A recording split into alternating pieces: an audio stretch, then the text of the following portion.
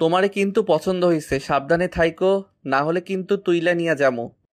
পুরুষালী কণ্ঠে এমন কথাটা শুনতেই শরীর শিরশির করে উঠল হৃদার। হৃদা সশরীরে ঘুরে তাকালো আশবিনের দিকে, তারপর রাগান্বিত গলায় বলল, লজ্জা টজ্জা করে না? রাস্তাঘাটে এসব কি বলতেছেন? আশবিন অধর বাঁকা করে হাসল, তারপর ঠাট্টার স্বরে বলল, তোমারে দেখলেই আমার লজ্জা শিকে ওঠে, নাচন কোদন করে। তাছাড়া লজ্জা নারীদের ভূষণ, পুরুষকে ওসবে মানায় না। আর আমি ল্যাংটা দাঁড়িয়ে আছি নাকি লজ্জা পাবো কেন? আমি শার্ট প্যান্ট পইরাই আছি, তাই আমার লজ্জা টজ্জা করতেছে না। হৃদা আশবিনের সঙ্গে কোনো কথায় জিততে পারে না। লোকটা বরাবরই কথাতে পারদর্শী। আশবিনের কথায় বিরক্ত হয় হৃদা। বিরক্তিতে ভ্রু কুঁচকে গেল তার। এই পথ দিয়ে হৃদা কলেজ থেকে বাড়ি যায়, আর আশবিন এই পথে তার জন্য রোজ দাঁড়িয়ে থাকে।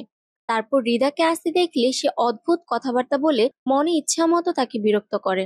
হৃদার পাশে ওর বন্ধু ইলমা দাঁড়িয়ে আছে। ইলমা আশবিনকে ভয় পায় প্রচুর। ইলমা আশবিনকে ভয় পায় প্রচুর। আশবিন বখাটে ছেলে, ঝগড়াঝাটি আর মারামারি তার জন্য পানি ভাত। সিনিয়র বলে ভার্সিটিতেও তার বিশাল দাপট। ইলমা হৃদার কানে কানে ফিসফিস করে বলল, ওর সাথে কথা বাড়াইস না দোস্ত, চল চলে যাই। আশবিন সেটা দেখে মৃদু হাসল। ইলমাকে জিজ্ঞেস করলো, কি কুবুদ্ধি দিচ্ছ শালিকা? ইলমা ঘাবড়ে গিয়ে ডানে বামে মাথা নেড়ে বলল, কিছু না ভাইয়া। আশবিন হাসিমুখে মেরুদণ্ড টান টান করে দাঁড়ালো। তখন ঠিক দুপুর, সূর্যটা মাথার উপরে। প্রচন্ড রোদ আর গরমে অতিষ্ঠ হয়ে গেছে হৃদা। আশবিনের ঠোঁটকাটা স্বভাবটা বরাবরই অপছন্দ হৃদার।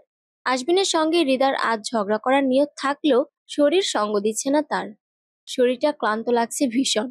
হৃদা ঘাড় ঘুরিয়ে ইলমার দিকে তাকালে তপ্ত শ্বাস ফেলে তার কথাটাই মেনে নিল। এখন বাড়ি যাবে, তাই হাঁটতে লাগলো। আশবিন হাসি মুখে প্যান্টের পকেটে দু হাত গুজে হৃদার পিছু পিছু হাঁটতে লাগলো। হৃদা ভারী শ্বাস ফেললো। পায়ের শব্দ শুনে বোঝার বাকি রইল না যে আশবিন তার পিছু করছে। হৃদা হঠাৎ ইলমার হাতটা ধরে দ্রুত হাঁটতে লাগলো। এক প্রকার দৌড়ে গিয়ে পিচ ঢালা রাস্তায় উঠল সে। আশবিন দারুণ মজা পেয়েছে। মিটমিট করে হেসে উচ্চ গলায় বলল, শোনো মেয়ে, তুমি যেখানেই যাও না কেন আমি তোমার পিছু নেব। হৃদা রিকশায় উঠল। ঠিকঠাক মতো বসে তারপর তীক্ষ্ণ চোখে তাকালো আশবিনের দিকে। নরম ঠোঁট দুটো নেড়ে ইচ্ছা মতো বকাঝকা করলো মানুষটাকে। আশবিন মাথায় হাত বুলিয়ে ইমাজিন করতে লাগলো রিকশায় উঠে হৃদা তাকে কোন বকাটা দিতে পারে। নরম তুলতুলে ঠোঁটের বকা শুনতে দারুণ মজা লাগবে। ভাবতেই কুটিল হাসলো আশবিন। আশবিন তার প্যান্টের পকেট হাতড়ে সিগারেটের প্যাকেট বের করলো। ওতে একটা সিগারেটই আছে। শার্টের পকেট থেকে গ্যাস লাইট বের করলো। সিগারেটটা দুই ঠোঁটের মাঝখানে রেখে আগুন জ্বালিয়ে একটা লম্বা টান দিল। তন্মধ্যেই রাস্তার পাশের টং দোকান থেকে বেরিয়ে এলো নিশান। নিশান শুকনো গলায় বলল, তুই ওরে এত বিরক্ত করিস কেন? ওই তোরে পাত্তাই দেয় না। আশবিন হেসে ফেলল, বলল, মজা লাগে। নিশান প্রলম্বিত শ্বাস ছেড়ে বলল, তুই তো শালা খাঁটি প্রেমিক না। খাঁটি প্রেমিক হইতে হইলে শার্টের পকেটে ফুল রাখতে হইব, আর তোর শার্টের পকেটে তো থাকে শুধু গ্যাস লাইট আর সিগারেট। আশবিন বলল, এই গ্যাস লাইট রাখা বুকটাকে একদিন ওই অষ্টাদশী জড়িয়ে ধরবে। নিশান বিরক্ত গলায় বলল, তোর স্বপ্নে ওই মাইয়া তোর পছন্দ করে না। ওর কলেজে ঢু মাইরে দেখিস, ওর পেছনের ছেলেদের কত বড় লাইন লাইগা লাইগা থাকে। আশবিন গা ছাড়া ভাবটা বজায় রেখে বলল, মেয়ে মানুষ হচ্ছে মৌচাকের মতো, ওদের চারপাশে মৌমাছি ভন ভন করবেই। আর ওই মৌমাছি তাড়ানোর জন্য আমি আছি, প্রত্যেকটার পেছনে আগুন জ্বালিয়ে দিব। আশবিনের কথা শুনে ভ্রু কুঁচকে গেল নিশানের। নিশান কর্কশ গলায় বলল, আর মেম্বার তোর পেছন জ্বালাইব। মেম্বার যদি জানতে পারে তুই ওর মাইয়ার পেছনে লাগছস, তোকে 14 শিখের ভাত খাওয়াইব। আশবিন সিগারেটে টান দিল, তারপর ধোঁয়া উড়াতে উড়াতে বলল, ওই শালা ভণ্ড আমার কিচ্ছুই করতে পারবে না, সারা জীবন শুধু ভণ্ডামি করছে। নিশান পলক ঝাপটে আশবিনের দিকে তাকিয়ে বেশ জোরে জোরে জিজ্ঞেস করলো, হবু শ্বশুরের শালা তাও ভণ্ডকোষ? তোর তো দারুণ সাহস। আশবিন সশব্দে হেসে উঠল। ওর হাতের সিগারেটটা তখনই শেষ হয়ে আসছে। সিগারেটের নিচের অংশটুকু ফুটপাতের কিনারায় ছুঁড়ে ফেলল আশবিন। তারপর প্যান্টের পকেটে হাত গুজে যেতে যেতে বলল, শালা হিটলার, আমি তো ওরে মানুষ বলেই মনে করি না। শালা একবার ভণ্ড, টাকা খাইয়া উল্টা বিচার করে। নিশাল অবশ কণ্ঠে জিজ্ঞেস করলো, তোর কি মনে হয় মেম্বার তার একমাত্র মাইয়ারে তোর মতন বকাইটের হাতে তুইলা দিব? আশবিন নিশানের দিকে তাকিয়ে তড়িঘড়ি করে বলে উঠল, দিতে হবে কেন? নিজের মনে কইরা নিয়া নিমু। নিশান নির্বাক। আশবিন দাঁড়িয়ে গেল। তারপর ক্ষীণ কণ্ঠে বলল, ওই সুন্দরী আমার মন প্রাণ দখল কইরা নিছে। একমাত্র আল্লাহ জানেন ওরে আমি কতটা চাই। যদি ওরে নিজের কইরা পাই তাহলে আমার পৃথিবীর সব পাওয়া হইয়া যাইব। নিশান বলল, তুই তো দেখছি পাক্কা প্রেমিক হইয়া গেছস। মেম্বারের মাইয়ার প্রেমী হাবুডুবু খাইতেছস। আশবিন নিশ্চুপ। নিশান আবারও বলল, একটা কথা ক বন্ধু, মেম্বারের বাসার সামনে তো তোর বাসা, তারপরও তুই চারুলতারে দেখার লাইগা এত দূরে এসে দাঁড়ায় থাকস কেন? আশবিনের চোখ মুখ শান্ত। নিশানের দিকে তাকিয়ে অকপটে বলল, তুই তো একটু আগে বললি মেম্বার যদি জানে আমি ওর মাইয়ার পেছনে ঘুরি তাহলে আমারে জেলের ভাত খাওয়াইব। তাই তো ঝুঁকি নেই না, বাসা থেকে এত দূরে দেখা করি। এখন ওই ভণ্ড যদি জানতে পারে আমি ওর বাড়ির সামনেই ওর মাইয়ার সাথে ফ্লার্ট করতেছি তাহলে ও কি আমারে ধরে চুমু খাবে? নিশান বলল, বুঝলাম, কিন্তু বন্ধু, তোর প্রেয়সীর মনে আগে থেকেই একজন এক্কা দোক্কা খেলতেছে। ওই মনে তোর চান্স একদমই নেই।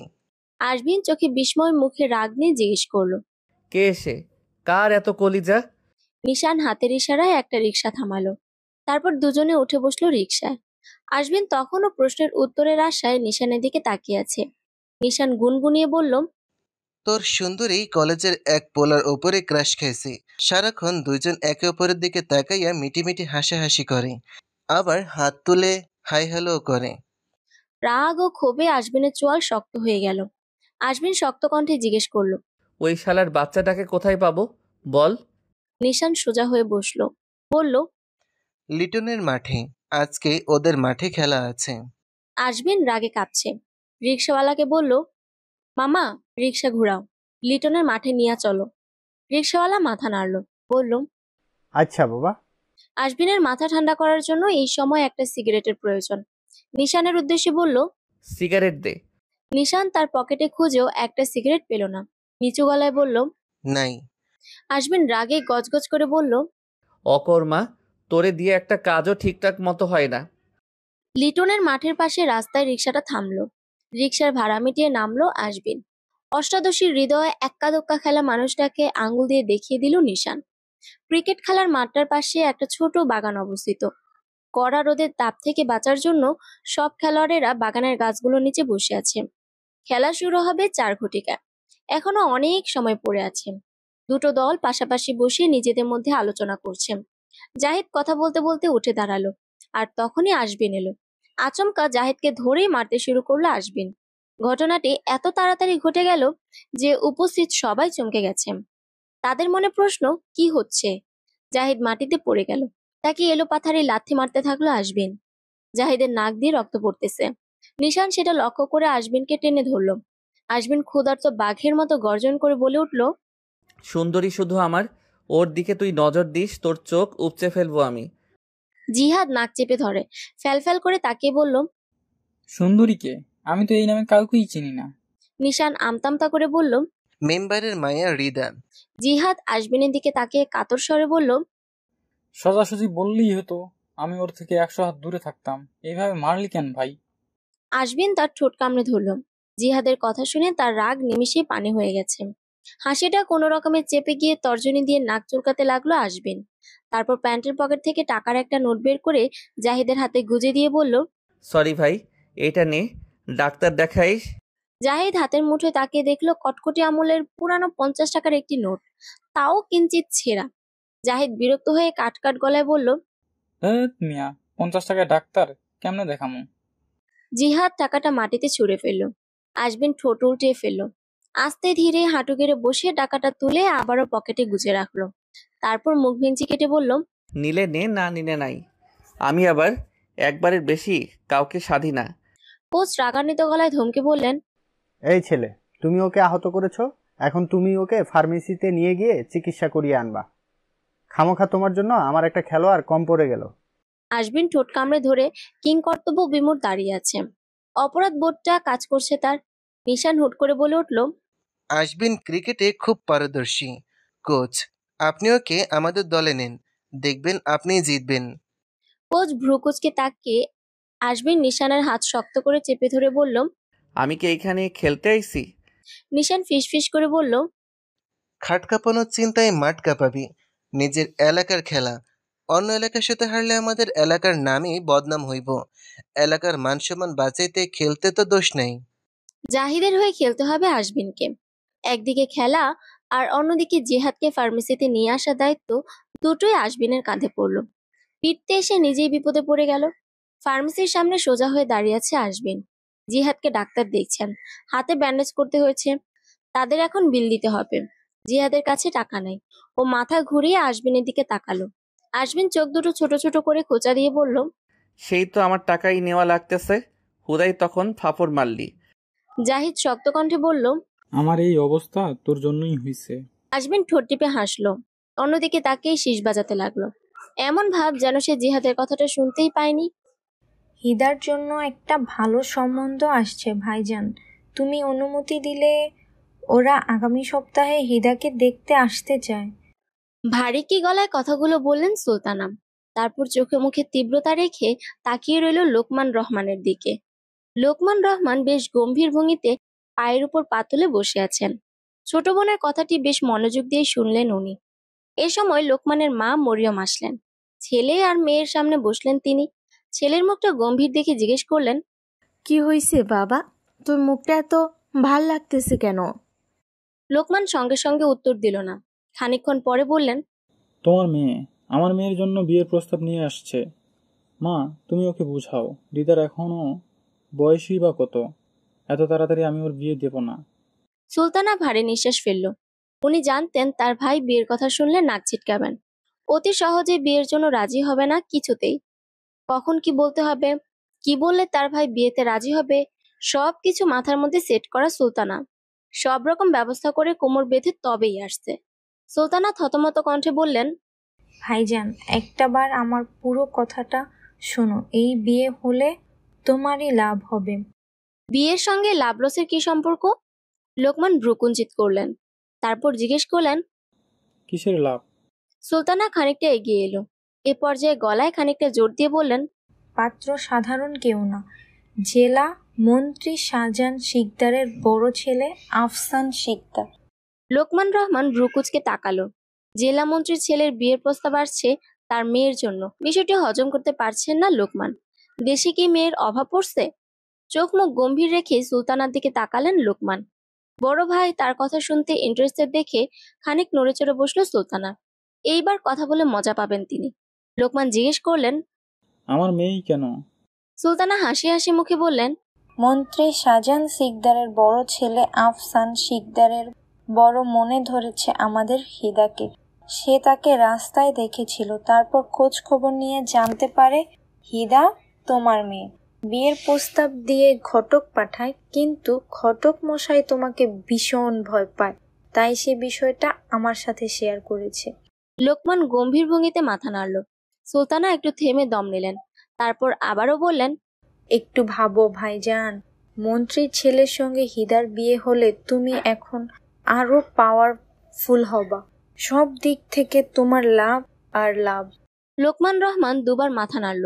বললেন, ভেবে দেখব।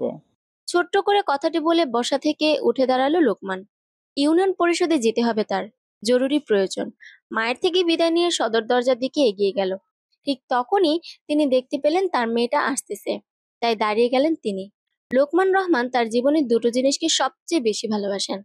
প্রথম তার মেয়ে, আর দ্বিতীয় টাকা। রিদা তার বাবার সামনে দাঁড়িয়ে গেল। হাসি মুখে জিজ্ঞেস করলো, আব্বা, এই দুপুরবেলা কোথায় যাচ্ছো? লোকমান রহমান মেয়ের মাথায় হাত বুলিয়ে বললেন, এই তো একটু কাজে বাইরে যাচ্ছি, তুই ভেতরে যা। ঘেমে টেমে কি অবস্থা হয়েছে, জলদি গিয়ে ফ্রেশ হয়ে নে। রিদা মাথা নাড়ল। তারপর হুট করে উঁচু গলায় চারু বলল, আব্বা, আমার জন্য মজা নিয়ে এসো। লোকমান রহমান হাসলেন, বললেন, আচ্ছা আনবো। মেয়েটা তার ছোট থেকে এমন, বাবাকে বাইরে যেতে দেখলেই বলে কিছু নিয়ে এসো।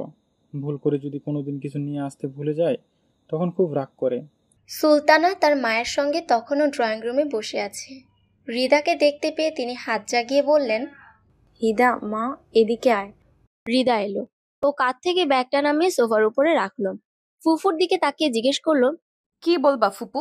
সুলতানা বললেন, হ্যাঁ মা, কেমন আছিস? ভালো, তুমি?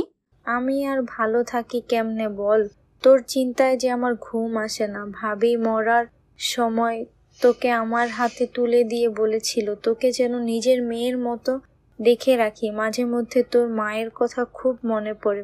হৃদা সুলতানা হাতটা তার হাতের মুঠোয় নিয়ে বলল, মন খারাপ করো না ফুপু, মার জন্য দোয়া করো, আল্লাহ যেন আমার মাকে জান্নাত দান করেন।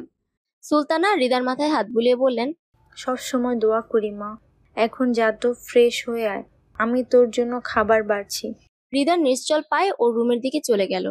মরিয়ম বললেন, তোর ভাই হৃদার বিয়ের জন্য কখনো রাজি হবে না, দেখিস না মেয়েকে চোখে হারাই লোকমান। সুলতানা হাসলো, বললেন, ভাইজান রাজি হবে মা? তাকে তো রাজি হতেই হবে। ক্ষমতার লোভ সব সম্পর্ককে পায়ের তলায় পিষে ফেলতে সময় নেয় না। ভাই তার পজিশন বজায় রাখার জন্যই বিয়েতে রাজি হবে। মরিয়ম উৎকণ্ঠিত গলায় বললেন, আমার মনটা এখনই কেমন অস্থির লাগতেছে। এই বিয়েতে একটা না একটা বিপদ নিশ্চিত হবে, দেখিস। সুলতানা উঠে গেল। যেতে যেতে বললেন, তুমি একটু বেশি নেগেটিভ চিন্তা ভাবনা করো মা। চারিদিক অন্ধকার হতে শুরু করেছে। আশবিন দরজা খুলে ঘরে ঢুকলো। দরজার পাশে সুইচ বোর্ডে চাপ দিয়ে লাইট অন করলো। তারপর ক্লান্ত শরীরটাকে টেনে টুনে নিয়ে গেল বিছানার উপর। তারপর ধপ করে শুয়ে পড়ল। নিশানের কথা শুনে খেলতে রাজি হওয়া তার উচিত হয়নি। অনেকদিন পর ক্রিকেট খেলায় তার শরীরটা প্রচন্ড ব্যথা করছে। আশবিন ভ্রু উঁচু করলো। এক পলক দেয়াল ঘড়িটায় তাকে সময়টা দেখে নিল। 7:50 এই সময় হৃদা রোজ তার রুমের বারান্দায় এসে দাঁড়ায়। হৃদার কথা ভাবতেই আশবিনের শরীরের সমস্ত ক্লান্তি নিমিষেই উধাও হয়ে গেল যেন। সে দ্রুত উঠে দাঁড়ালো। তন্মধ্যেই ছুটে গেল বারান্দায়। হৃদার বারান্দা ফাঁকা, রুমের মধ্যে আলো জ্বলছে। আশবিন অধীর হয়ে অপেক্ষা করতে লাগলো হৃদার আসার। বারবার ঠোঁট কামড়াতে লাগলো। এত দূর থেকে উকি দেওয়ার জন্য চেষ্টা চালালো। 20 মিনিট পেরিয়ে গেল, হৃদা এলো না। আশবিন হতাশাজনক শ্বাস ফেললো। তারপরও 10 মিনিট বারান্দায় বসে রইল সে। শরীর থেকে বিশ্রী একটা গন্ধ নাকে লাগছে। গোসল করতে হবে। আশবিন উঠে দাঁড়ালো। রুমে এসে চলে গেল গোসলে। হৃদাকে দেখতে না পাওয়ার আকাঙ্ক্ষা তার শরীর মনকে অস্থির করে তুলেছে। শুধু একটা টাওয়াল কোমরে জড়িয়ে বাথরুম থেকে বেরিয়ে এলো আশবিন। তারপর সেভাবেই বারান্দায় গেল। ভেজা চুল থেকে টপ টপ করে পানি পড়ছে তার বলিষ্ঠ দেহটায়। আশবিন আরেকটা তোয়ালে দিয়ে তার ভেজা চুল মুছতে লাগলো। সে সময় দেখলো হৃদার বারান্দায় একটা নারীর অবয়ব। সাদা রঙের ফিনফিনে ওনাটা হাওয়ায় মৃদু উঠতেছে। চাঁদের আলোয় চারুকে অপরূপ সুন্দরী লাগছে। আশবিনের ঠোঁটের কোণে হাসি ফুটে উঠলো তার অজান্তেই। সে হাসতে লাগলো গাল ভরে। আশবিন বিড়বিড় করে বলল, পূর্ণিমার চাঁদের মতো উজ্জ্বল মায়াবিনী, আমার মনের রানী। বারান্দার চেয়ারটায় বসলো আশবিন। চেয়ারের পাশে ছোট টি টেবিলের উপরে রাখা সিগারেটের প্যাকেটটা থেকে একটা সিগারেট বের করলো আশবিন। তারপর দুই ঠোঁটের মাঝে রেখে ধরালো সিগারেটটা। হৃদা আকাশের দিকে তাকিয়ে আছে। আকাশে তারা তেমন নেই, তবুও সেদিকে তাকিয়ে আছে হৃদা। চাঁদের সবচেয়ে কাছের তারার দিকে একদৃষ্টিতে অনেকক্ষণ তাকিয়ে রইল চারু। চারু ছোট থেকে ভাবতো চাঁদের পাশের তারাটা ওর মা। ছোটবেলায় ওর মা ওকে ছেড়ে গিয়ে আকাশের তারা হয়ে গেছে। বাংলা সিনেমায় দেখেছিল একবার নায়িকার মা মারা যায়, তারপর তার বাবা তাকে বলে ওর মা আকাশের তারা হয়ে গেছে। সেই থেকে তারাকে তার মা ভাবা শুরু হয়। তারপর রাত হলে মায়ের সঙ্গে ভালো মন্দ সব কথা বলে মন হালকা করতো হৃদা। ধীরে ধীরে যখন বড় হতে শুরু করলো তখন বুঝলো মানুষ মারা গিয়ে কখনোই আকাশের তারা হয়ে যায় না। এটা নিছক গল্প, সত্যতা নেই বিন্দুমাত্র। তখন থেকে শুধু দুটি চোখ দিয়ে তারাটাকে দেখে মুখ ফুটে মনের কথা কিছুই বলে না। হৃদার চোখ ছলছল করছে। সে তার মাকে কখনো দেখেনি, আজ খুব দেখতে ইচ্ছা করছে। কেন করছে জানা নেই তার। হৃদা আকাশের দিক থেকে চোখ নামিয়ে আশবিনের বারান্দার দিকে তাকালো। ঘন অন্ধকারের মধ্যে সিগারেট জ্বলার আগুনটুকু দেখতে পেল হৃদা। আশবিন ওখানে বসে সিগারেট ফুঁকছে, বুঝতে বাকি রইল না। হৃদা বিড়বিড় করে বলল, গাধা, কত সুন্দর ঠোঁটকে সিগারেট খেয়ে খেয়ে কাইল্লা বানিয়ে ফেলছো। আশবিন হঠাৎ উচ্চকিত কণ্ঠে বলল, ঠোঁট সুন্দর হোক বা কালো, তোমারই তো। হৃদা ভ্রু কুঁচকে ফেলল। এত দূর থেকে আশবিন তার কথা শুনলো কিভাবে? নাকি আন্দাজে টোপ দিয়েছে? মানুষটার মতিগতি কিছুই বুঝতে পারে না হৃদা। আশবিন বলল, সুন্দরী, তোমার লাইগা মনটা আমার আনচান আনচান করে। একা ঘরে তোমারে ছাড়া থাকতে কষ্ট হয় খুব। আমি কিন্তু আব্বাকে সব বলে দিব। হৃদা রাগান্বিত গলায় বলল। আশবিন ঠাট্টার স্বরে বলল, তোমার মেম্বার বাপে আমার কিছুই করতে পারবে না। যদি সত্যি কিছু করতে পারতো তাহলে অনেক আগেই করতো। হৃদা দাঁত কিরমির করে রুমে চলে গেল। আশবিন লম্বা হয়ে বসলো। মাথার পেছনে দুহাত রেখে আকাশের দিকে তাকিয়ে দুবার সিটি বাজিয়ে হঠাৎ বলল, সুন্দরী, তোমাকে জয় আমি করবই। তোমার আমার গলাতেই ঝুলতে হবে। সকাল অনেক হয়েছে। ঘড়িতে তখন 8টা বাজে। রিদা ওর বাবার আগেই নাস্তা শেষ করে বাড়ি থেকে বেরিয়ে গেল। বাড়ির মূল ফটকের সামনে আসতেই সিকিউরিটি গার্ড মৃদু গলায় বললেন, শুভ সকাল রিদামা। রিদা গেট দিয়ে বের হতে হতে বলল। গুড মর্নিং চাচা। রিদা গেটের বাইরে আসতেই দেখলো আশবিন বেরোচ্ছে। আশবিনকে দেখা মাত্র রিদার মুখ থেকে হাসিটা বিলীন হয়ে গেল। কাট কাট গলায় জিজ্ঞেস করলো, এত সকাল সকাল কোথায় যাচ্ছেন? তোমার সাথে কলেজে যাব। রিদা দাঁড়িয়ে গেল, জিজ্ঞেস করলো, আমার কলেজে যাবেন কেন? তোমার পিছু করব, দেখব রাস্তাঘাটে কোনো ছেলে তোমার পিছু করেছে কিনা। যে তোমাকে বিরক্ত করবে তাকে ওখানেই কেলাবো। রিদা থমথমে গলায় বলল। যে তাকাবে তাকেই মারবেন? আশবিন কপাট রাগ দেখিয়ে বলল, আমি ছাড়া তোমার দিকে যে তাকাবে তাকেই মারব। প্রয়োজন হলে শালাকে বস্তায় ভরে বুড়িগঙ্গায় ফেলে আসবো। রিদা ছোট্ট করে বলল, এত সহজ মারপিট করা? আমার জন্য সবই সহজ। রিদা মাথা নাড়ল, বলল, হুম, সব না। আশবিন ভ্রুযুগল কুচকে রিদার দিকে তাকিয়ে গম্ভীর গলায় বলল, সব না কেন? আমার আব্বা আপনার সাথে আমার বিয়ে কিছুতেই দিবেন না।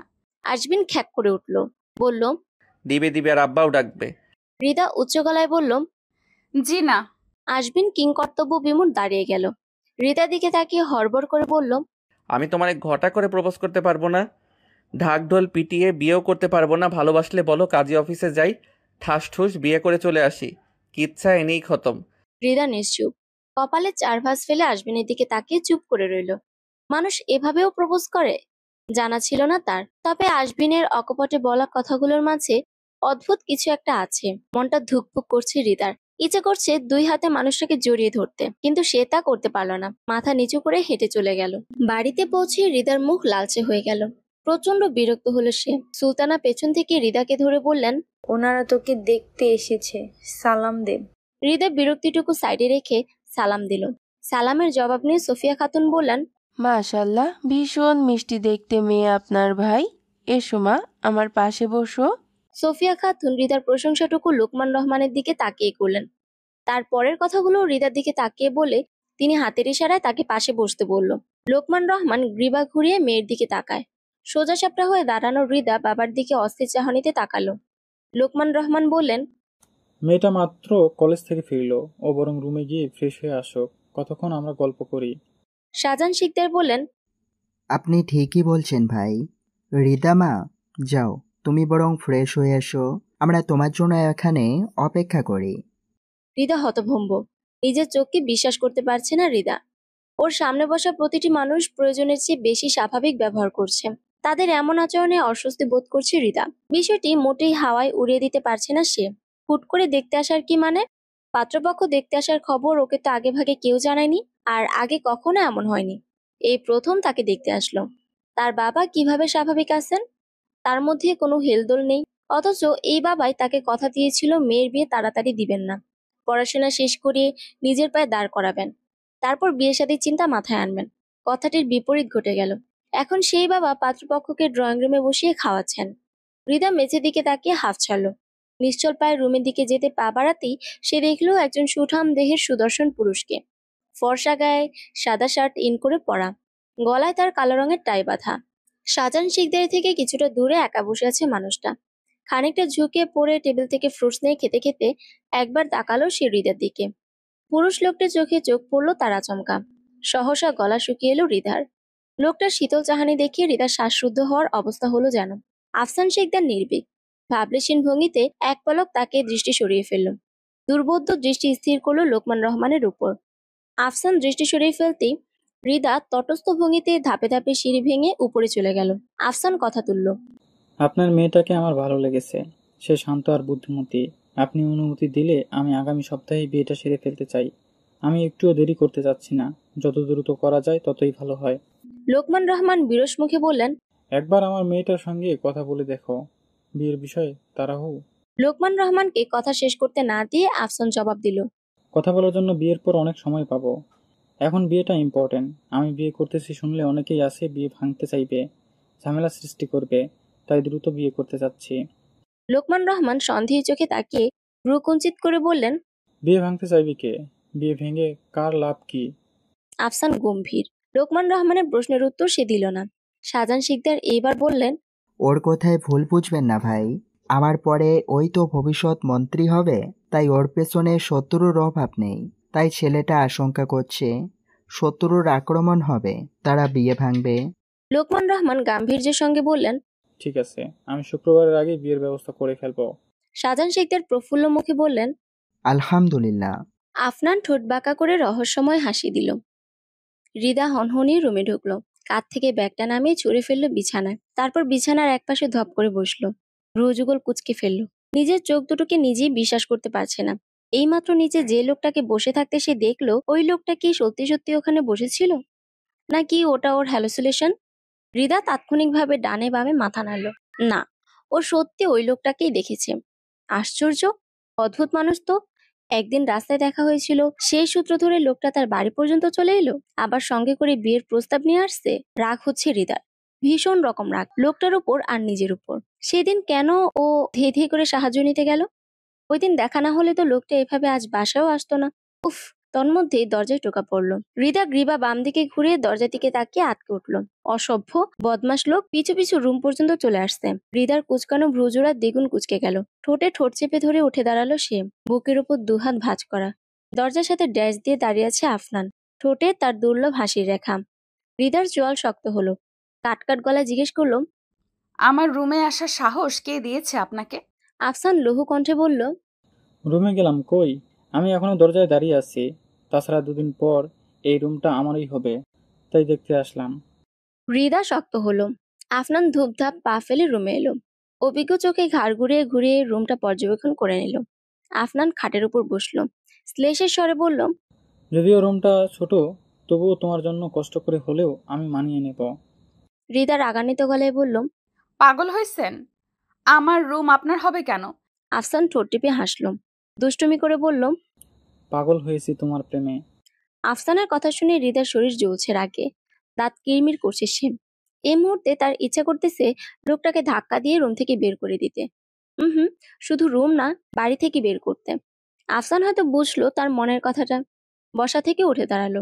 2 কদম পা এগিয়ে গেল চারুর দিকে। মুখোমুখি দাঁড়িয়ে খানিকটা ঝুঁকে পড়লো হৃদার দিকে।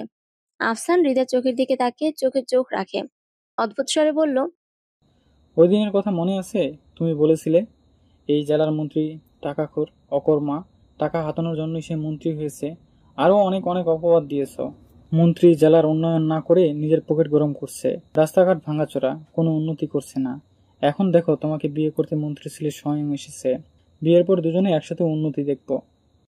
আফসান কথাগুলো শেষ করে বড় বড় পা ফেলে রুম থেকে চলে গেল। হৃদা স্তব্ধ, নির্ভীক, বাকরুদ্ধ। চোখ দুটো বড় বড় হয়ে গেছে তার। মন্ত্রীর ছেলে? শুকনো ঢোক গিল হৃদা। হৃৎপিণ্ডটা বিশ্রীভাবে লাফাচ্ছে। হৃদা তখনও দাঁড়িয়ে আছে। সহসা মাথাটা চক্কর দিয়ে উঠল তার। হৃদা বিছানায় বসলো। চোখ দুটো বন্ধ করে 2 হাতে মাথাটা চেপে ধরলো। একেই বলে খাল কেটেছি, কুমির আসছে না দেখে নিজেই নাচতে নাচতে গিয়ে কুমির থাকা জলে ঝাঁপিয়ে পড়েছি। কুড়ালে পা কাটছিল না বলে নিজেই কুড়ালের নিচে পা রেখে বলেছি, নে ভাই কুড়াল, সারা জীবন তো শুধু ঘাস কাটিস, এবার না হয় আমার পাটা একটু কাট। হৃদা শ্বাস ফেলল। মস্তিষ্ক তাকে এই মুহূর্তে অদৃশ্য এক বিপদ সংকেত দিচ্ছে। বিপদ হবে, তাই সাবধান করতেছে। হৃদা চোখ দুটো ছোট ছোট করে চাইল। বুকের মধ্যে তখনও ধকধক করছে। আড়ষ্ট হয় হৃদা। বিড়বিড় করে বলল, আবার কোন বিপদ নাচতেছে মাথার উপরে? সন্ধ্যা ঘনিয়ে আসে। ব্যালকনির দেয়াল ঘেঁষে দাঁড়িয়ে আছে হৃদা। চোখ মুখ গম্ভীর, ভ্রুযুগল কুচকানো। একটু পরপর ঠান্ডা শীতল হাওয়া এসে শরীরকে কাঁপিয়ে তুলছে। হৃদার দৃষ্টি আকাশের দিক থেকে সরিয়ে বাড়ির সামনে তাকায়। গেটের সামনে দাঁড়িয়ে আছে লোকমান রহমান ও তার ফুফু বিদায় দিচ্ছেন শাহজাহান শিকদার ও তার পরিবারকে। ওরা 3 জন গাড়িতে উঠে বসা মাত্র গাড়িটা বাতাসের সঙ্গে তাল মিলিয়ে হুড়হুড় করে চলে গেল। হৃদা তপ্ত শ্বাস ফেলে অন্যদিকে চোখ সরালো। বাড়ি থেকে একটু দূরে একটা বিশাল বড় আম গাছ। সন্ধ্যার আবছা অন্ধকারে ওইখানটায় কাউকে দাঁড়িয়ে থাকতে দেখে চোখ দুটো সরু করে চাইল। আসবিন? হ্যাঁ, আসবিন। ও ওখানে দাঁড়িয়ে আছে কেন? মনে হচ্ছে কোনো পাথরের মূর্তি। আচমকা আসবিন মাথা তুলে তাকালো হৃদার বারান্দার দিকে। ধরা পড়েছে এমন ভাবে চমকে উঠল হৃদা।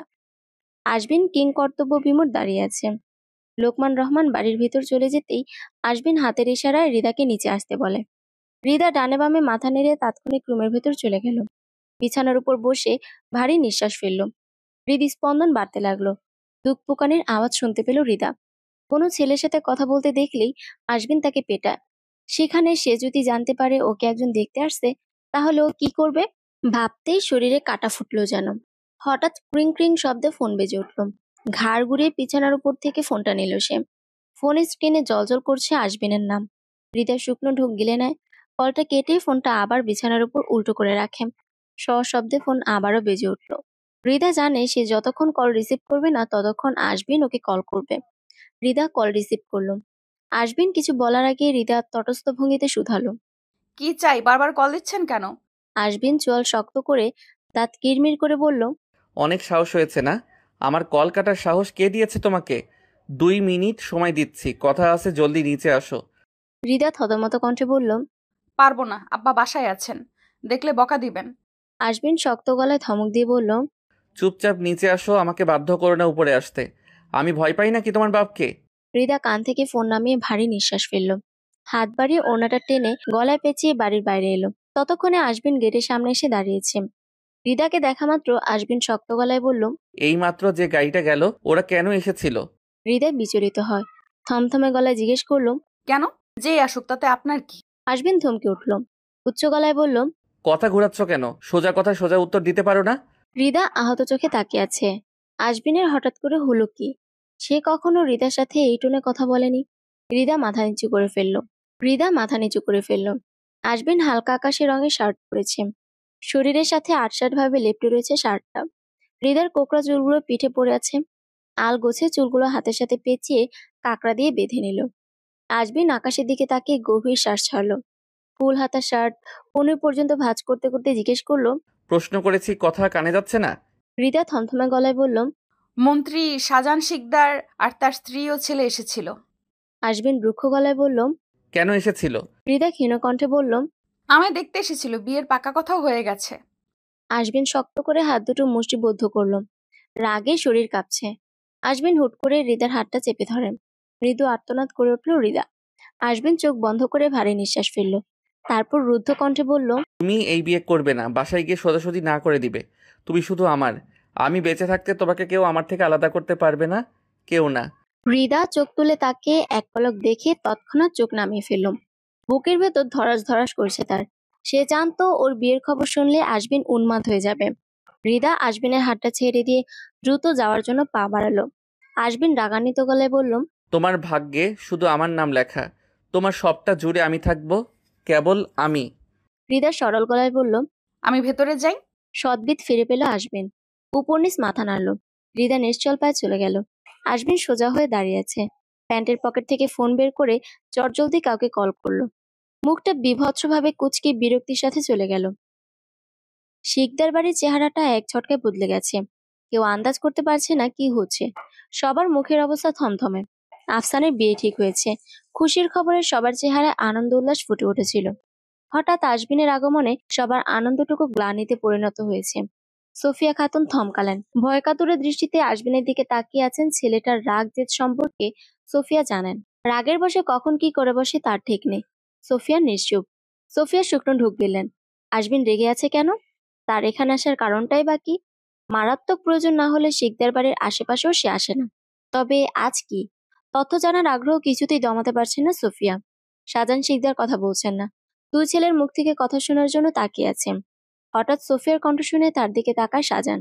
সোফিয়া ভারী নিঃশ্বাস ফেলে বললেন, আশবিন কেন এসেছে? কে চায় সে? তুমি একবার জিজ্ঞেস করো। ওদের দুই ভাইকে দেখে মনে হচ্ছে একজন আরেকজনের রক্তের পিপাসু হয়ে গেছে। শাহজাহান শিকদার ঠোঁট নাড়িয়ে বললেন, আমি জানি না সোফিয়াও কেন এসেছে। ওরা কি বিষয়ে কথা বলছে তুমি শুনতে পাচ্ছ কি? সোফিয়া নাসুযোগ মাথা নাড়ল। তিনি শুনতে পাচ্ছেন না। শাহজাহান শিকদার ঢোক গিলেন।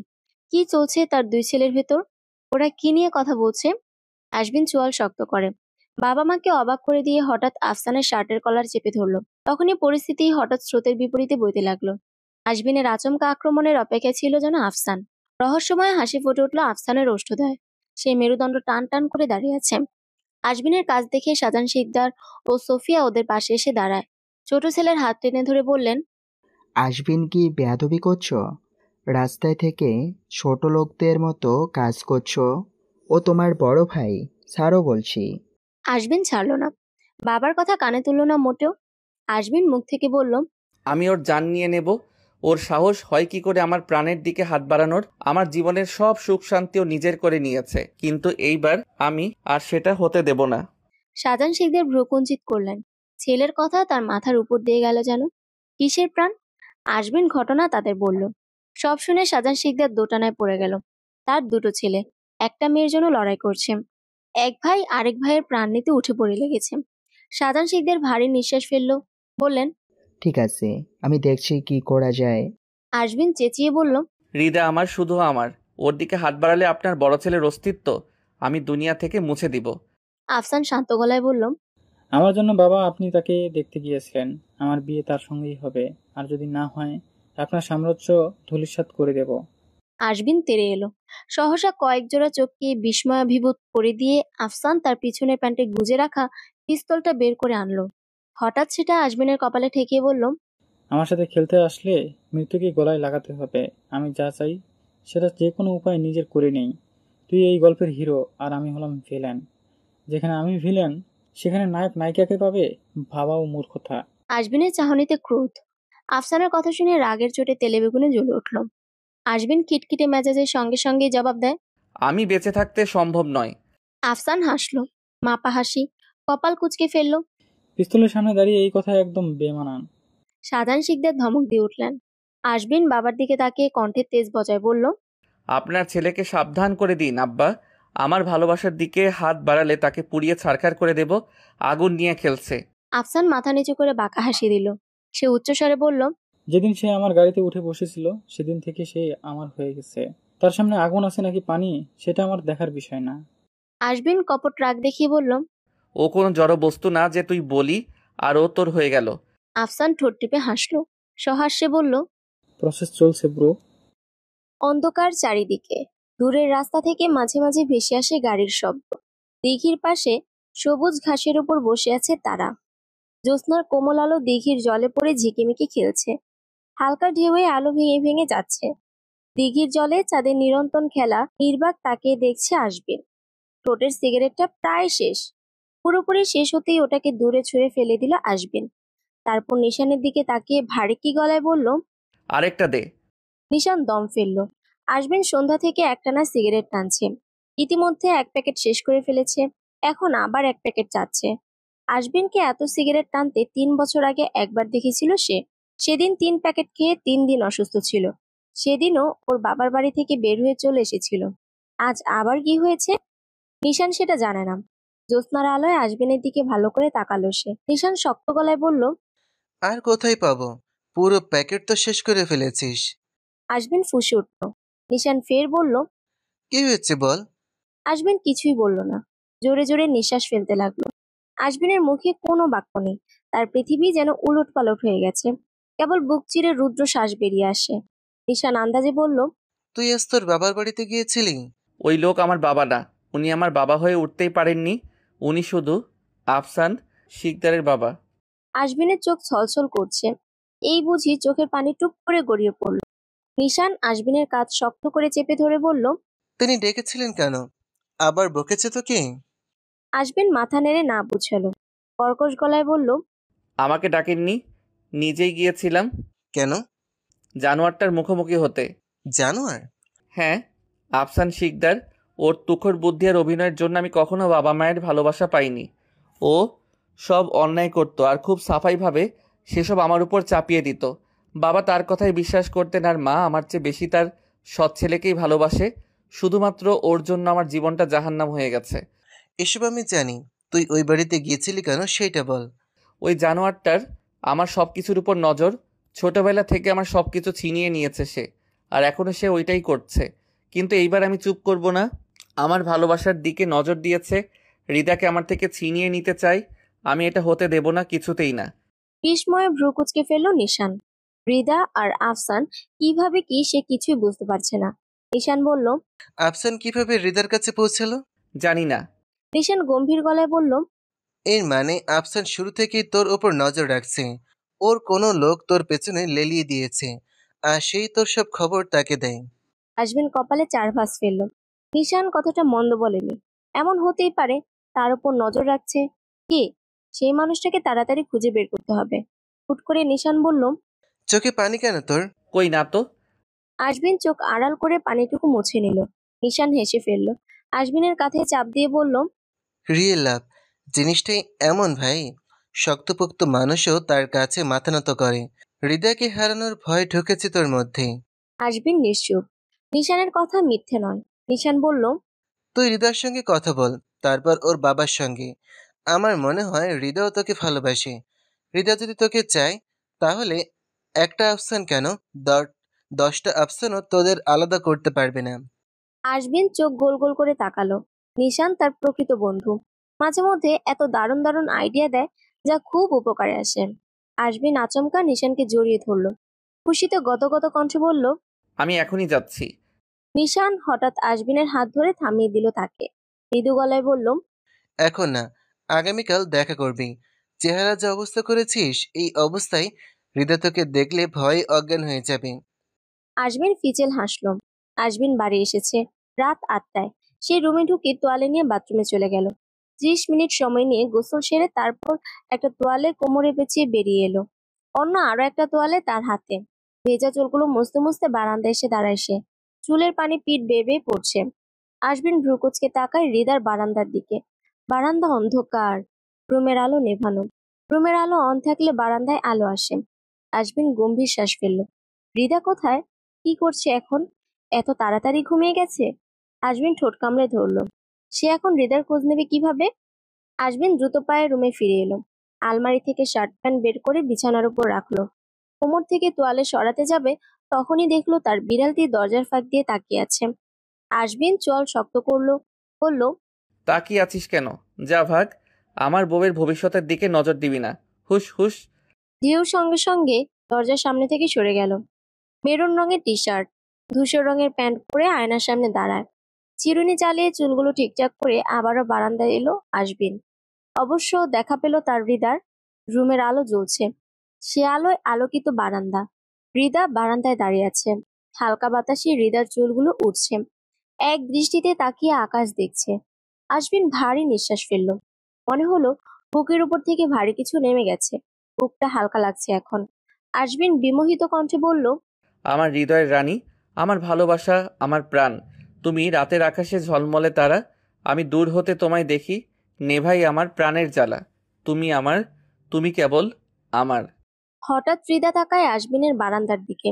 আজমিনকে দেখে সে থমকে গেল। বারবার চোখের পলক ফেলল সে।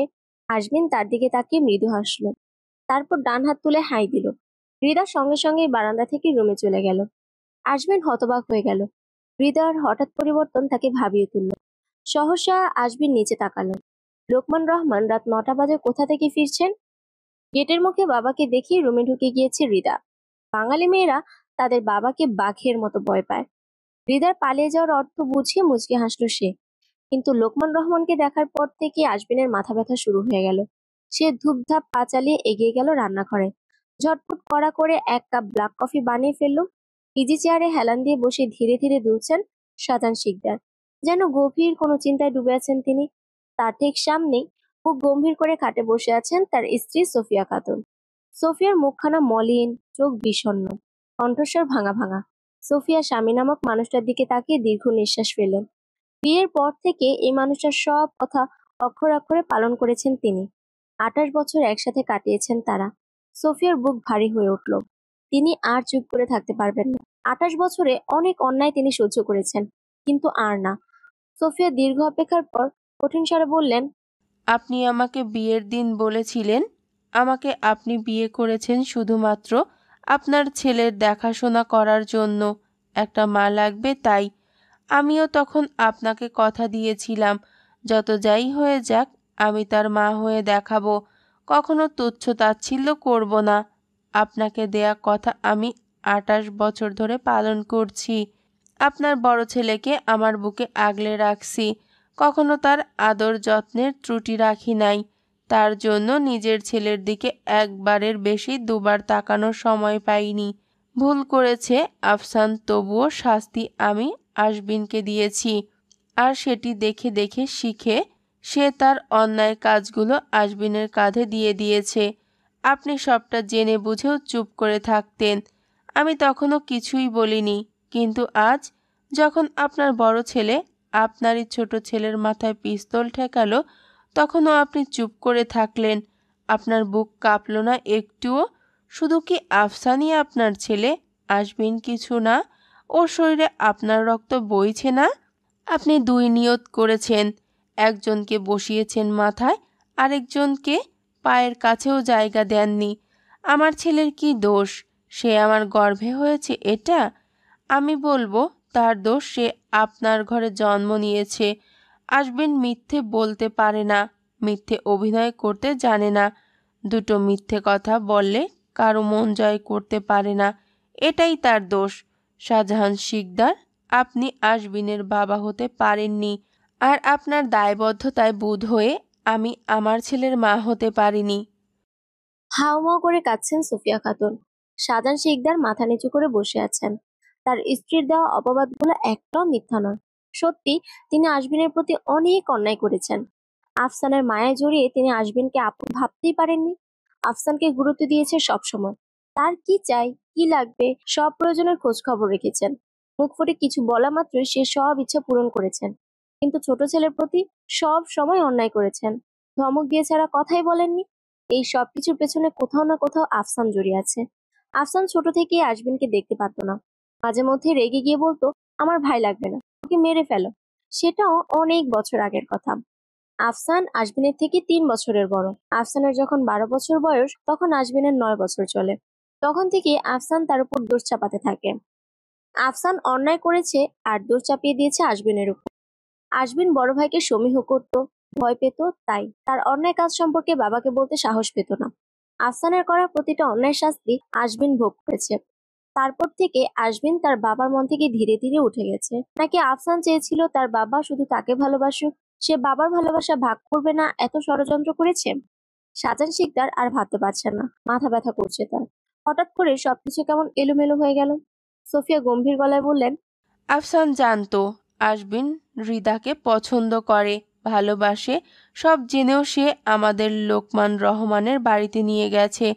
রিদাকে বিয়ে করার জেদ করেছে, কারণ একটাই, আশবিন রিদাকে পছন্দ করে, আশবিনকে কষ্ট দিতে চায়। আশবিনের প্রতি আপনার কোনো দায়বদ্ধতা নেই শাহজাহান শিকদার। আপনি সেলফিশ, ঠিক আপনার বড় ছেলের মতো। 28 বছর একটানা আপনাদের সেবা করেছি, যত্ন করেছি, তার এই প্রতিদান দিচ্ছেন আপনারা আমাকে? শাহজাহান শিকদার হাঁসফাঁস করছেন। মাথা চক্কর দিয়ে উঠছে তার। যে সন্তানকে তিনি অন্ধের মতো বিশ্বাস করেছেন, সেই তার বিশ্বাস নিয়ে ছিনিমিনি খেলেছিল। সে তাকে কাঠের পুতুল বানিয়ে রেখেছিল। সূর্য মাথার উপর স্থির।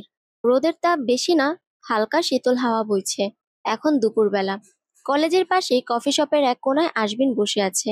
হালকা নীল রঙের শার্ট পরে আছে সে। শার্টের হাতা সুন্দর করে ভাঁজ করে কনুই পর্যন্ত গুটিয়ে রেখেছে। চুলগুলো সুন্দর করে আঁচড়ানো। বেশ পরিপাটি হয়ে এসেছে সে। বসে আছে কারো জন্য, বিশেষ মানুষের অপেক্ষায়। কফি শপে সে ছাড়াও অনেকে এসেছে আড্ডা দিতে। পুরুষের তুলনায় আজ মেয়েই বেশি। অদ্ভুত স্বভাবের মেয়েগুলো। তারা আর চোখে আশবিনকে দেখছে লুকিয়ে লুকিয়ে, আবার মিটিমিটি করে হাসছে। কি আশ্চর্য, আবার কথাও বলা হচ্ছে ফিসফিস করে। দক্ষিণ দিকে একটা টেবিলে 4 জন মেয়ে বসে আছে। অনেকক্ষণ যাবৎ আশবিনকে চোখ দিয়ে গিলছে তারা। তাদের মধ্যে প্রথমজন তানজিলা বলল, ছেলেটা দারুণ। উফ, ও যদি আমার বয়ফ্রেন্ড হতো তাহলে তো আমি পাগলই হয়ে যেতাম। দ্বিতীয়জন তিথি ঈষৎ রাগী গলায় বলে উঠল, অত হ্যান্ডসাম ছেলে তোকে পাত্তা দিবে কেন? তুই তো ওর নখের যোগ্য না। তানজিলা কর্কশ গলায় হিসহিসিয়ে বলল, বেশি বেশি বলছিস। তিথি তার কথার ধার ধরে না। তিথি তখন মাওরার হাতটা চেপে ধরে বলল, মাওরা, তুই একবার চেষ্টা কর। এখানে সবার চেয়ে তুই বেশি সুন্দরী, সেটা তোকে কিছুতেই মানা করতে পারবে না। তাছাড়া সেটা লম্বা সুঠাম দেহ, সুদর্শন, আর কি চাই? তোর সাথে দারুণ মানাবে। মাওরা লজ্জিতভাবে হাসলো। ঘাড় ঘুরিয়ে আরো একবার আশবিনকে দেখলো সে। তারপর নরম গলায় বলল, আমি ওর কাছে যাব, একটা চিরকুটে আমার নম্বর লিখে দে, তাকে দেব। তন্নি চটপট একটা কাগজে মাওরার নম্বর লিখে দেয়। মাওরা চিটকুটটা দুভাঁজ করে উঠে দাঁড়ায়। মাওরা ওয়েস্টার্ন ড্রেস পরে আছে। সে দ্রুত জামাটা ঠিক করে, তারপর গলার দিক থেকে কাপড় কাঁধ পর্যন্ত নামিয়ে হাই হিলের ঠুকঠুক শব্দ তুলে এগিয়ে গেল। মাওরা আজমিনের ঠিক পাশে দাঁড়ায়। মনে হলো সম্ভব হলে সে গিয়ে তার কোলে বসতো। মাওরা হাসি মুখে মিষ্টি কণ্ঠে বলল, hi handsome, I am Molly, and you? Azmin জবাব দিল না, সে গম্ভীর। মাওরা লম্বা শ্বাস টেনে তারপর ফেললো, কণ্ঠস্বর কোমল করে বলল, আমার দেখা সকল পুরুষের মধ্যে তুমি সবচেয়ে সুন্দর। This is for you. মাওরা চিরকুটটা টেবিলের উপর রেখে চলে গেল। মাওরা ওর বন্ধুদের পাশে গিয়ে বসলো। টেবিলের উপর খানিকটা ঝুঁকে মৃদুস্বরে বলল, চিরকুট দিয়েছি, এইবার শুধু কল আসার অপেক্ষা। উফ, আমি আর অপেক্ষা করতে পারছি না, অনেক এক্সাইটেড লাগছে। তিনি হঠাৎ মাওরার হাতটা চেপে ধরে বলল, আজকে কল করবে, ধৈর্য ধর, সবরি কিন্তু মেয়া ফলে। মাওরা মুচকি হেসে মাথা নাড়ল। আজমিন কাগজটার দিকে তাকায়, সঙ্গে সঙ্গে বা হাত দিয়ে কাগজটা ছুঁড়ে ফেললো নিচে। আজমিন গভীর শ্বাস ছাড়ে। টেবিলের উপরে থাকা কফি কাপ থেকে ধোঁয়া উঠছে তখনও। আজমিন ওয়েটারকে ডেকে বলল, এক্সকিউজ মি, আমি যখন বলবো তখন একটা কোল্ড কফি আর একটা ব্ল্যাক কফি দিবে। এখন এই কাপটি নিয়ে যাও। ওয়েটার মাথা কাত করে। আজমিন বিষণ্ণ চোখে দরজার দিকে তাকিয়ে, তার চোখে কেবল অপেক্ষা। ক্লাস শেষে ইভা ছুটে গেল হৃদার কাছে। হৃদা ব্যাগ গোছাচ্ছে। ইভা তার সামনের বেঞ্চে বসে ধীরে ধীরে বলল, হৃদা, আশবিন ভাইয়া খবর পাঠিয়েছে, উনি তোর জন্য কফি শপে অপেক্ষা করবেন। হৃদা ঝাঁঝালো গলায় বলল, বসে বসে অপেক্ষা করতে গিয়ে বলেছে শুয়ে শুয়ে অপেক্ষা করুক, কারোর কোনো সমস্যা নেই। হৃদা, আশবিন ভাইয়া তোকে এখানে যেতে বলেছে। হৃদা অকপটে জবাব দিল, আমি যাব না। তুই এমন করছিস কেন? আমরা সবাই জানি আশবিন ভাইয়া তোকে অসম্ভব ভালোবাসে, তারপরে তুই নাকি ইগনোর করছিস। ইভা হঠাৎ ইলমার হাতে খোঁচা দিয়ে বলল, তুই চুপ করে আছিস কেন? তুইও কিছু বল। ইলমা দ্রুত মাথা নাড়ল, হড়বড়িয়ে বলল, হ্যাঁ রে হৃদা, তোর ডেফিনেটলি যাওয়া উচিত। প্লিজ চলে যা, তুই না গেলে ভাইয়া আমাদের গলা টিপে ধরবে। তাদের মুখে এক প্রকার চাপা ভয়। হৃদা ঠোঁট টিপে হাসল। ইভা ফের বলল, ভাইয়া বলেছেন তোর সাথে খুবই গুরুত্বপূর্ণ কথা আছে। কি কথা? আমি জানি না। হৃদা মৃদুস্বরে বলল, ঠিক আছে, যাব। হৃদা এলো। আজমিনকে দেখে সে হেঁটে তার দিকে এগিয়ে গেল। আজমিনের সামনের চেয়ারটায় বসলো হৃদা। আজমিন মুচকি হাসল, হাতের ইশারা ওয়েটারকে কফি আনতে বলল। হৃদা ঠোঁট কামড়ে ধরে বলল, আমাকে ডেকেছেন কেন? কথা আছে। কি কথা? তাড়াতাড়ি বলুন। সময় হলেই বলবো, এখন একটু বসো। ওয়েটার অর্ডার নিয়ে এলো। টেবিলের উপর রেখে সে চলে গেল। হৃদা তীক্ষ্ণ চোখে তাকিয়ে হুট করে বলে উঠল, আপনি কি ওই সব ছেলেদের মতো যারা মেয়েদের ইমপ্রেস করার জন্য ব্ল্যাক কফি খায়? আজমিন ভ্রু কুঞ্চিত করলো, এক পলক তাকালো, ঠোঁটে বাঁকা হাসি, শক্ত গলায় বলল, তুমি ইমপ্রেস হচ্ছ, তাতেই হবে। হৃদা বিশাল বড় ধাক্কা খেলে যেন। তার প্রশ্নে তাকিয়ে পেঁচিয়ে দিয়েছে আজমিন। বেশ চালাক। হৃদা আজমিনের দিকে তাকিয়ে চেয়ার ঠেলে উঠতে নিল। আজমিন গম্ভীর গলায় বলল, বসো, কথা আছে। আমার কোনো কথা নেই। আমার আছে। আমার অনুমতি ছাড়া তুমি এখান থেকে এক পাও কোথাও যেতে পারবে না। গম্ভীর গলায় বলল সে। আজমিনের কথায় কিছুটা দমল হৃদা। সে আর চোখে চারদিক লক্ষ্য করে। আশেপাশের মেয়েগুলো কেমন অদ্ভুত দৃষ্টিতে তাকিয়ে দেখছে। হৃদা এবার আজমিনের দিকে তাকায়। মেয়েগুলোর অদ্ভুত চাহনির কারণ এখন বুঝতে পারে সে। হৃদা কিঞ্চিত রাগী গলায় বলল, আপনি এত সেজেগুজে আসছেন কেন? কেন, হিংসে হচ্ছে? হৃদা রাগে দাঁত কটমট করছে। এই লোকটা কোনো প্রশ্নের উত্তর সোজাসাপটা দিতেই জানে না। প্রশ্নের জবাবে আরেকটা প্রশ্ন করতেই যেন মজা পান। এই সময় মাওরার বন্ধু তন্নি এলো। হৃদা তার দিকে তাকিয়ে, তন্নি একবার হৃদা আর একবার আজমিনকে দেখে সে বলল, উনি কে? আপনার সঙ্গে কি করছে? আজমিনের রাগ হলো। সে জোরে নিঃশ্বাস ফেলল। এই মেয়েগুলোর কি আত্মসম্মান নেই? এদের বুদ্ধি কি হাঁটুতে? এদের ভিতর থেকে লাজ লজ্জা যেন উঠেই গেছে। আজমিন তাকালো, উচ্চ গলায় বলল, my wife Mrs Hrida Sikdar. Tonni অবাক হয়ে তাকিয়ে রইল। বিস্ময়কর দৃষ্টিতে আজমিনকে দেখে হৃদার দিকে তাকায়। আজমিন বিরক্ত গলায় বলল, ক্যান ইউ গো নাও? তন্নি মন খারাপ করে মাথা নিচু করে চলে গেল। হৃদা রাগে ফুসফুস করে উঠল, আমি আপনার ওয়াইফ হইনি। হবা? কখনো না, আমার বিয়ে হয়ে গেছে। আজমিন তীক্ষ্ণ গলায় বলল, তোমার বিয়ে যতই ঠিক হোক, বিয়ে তোমার আমার সাথেই হবে। হৃদা রাগ করেছে। আজমিন নরম গলায় বলল, আমার বাবা যে বিয়ে এনেছে তাতে তুমি রাজি? হৃদা ভ্রু কুচকালো, বিস্মিত গলায় বলল, আপনার বাবা? আজমিন মাথা নাড়ল। গাজীপুর জেলা মন্ত্রী শাহজাহান শিকদার আমার বাবা।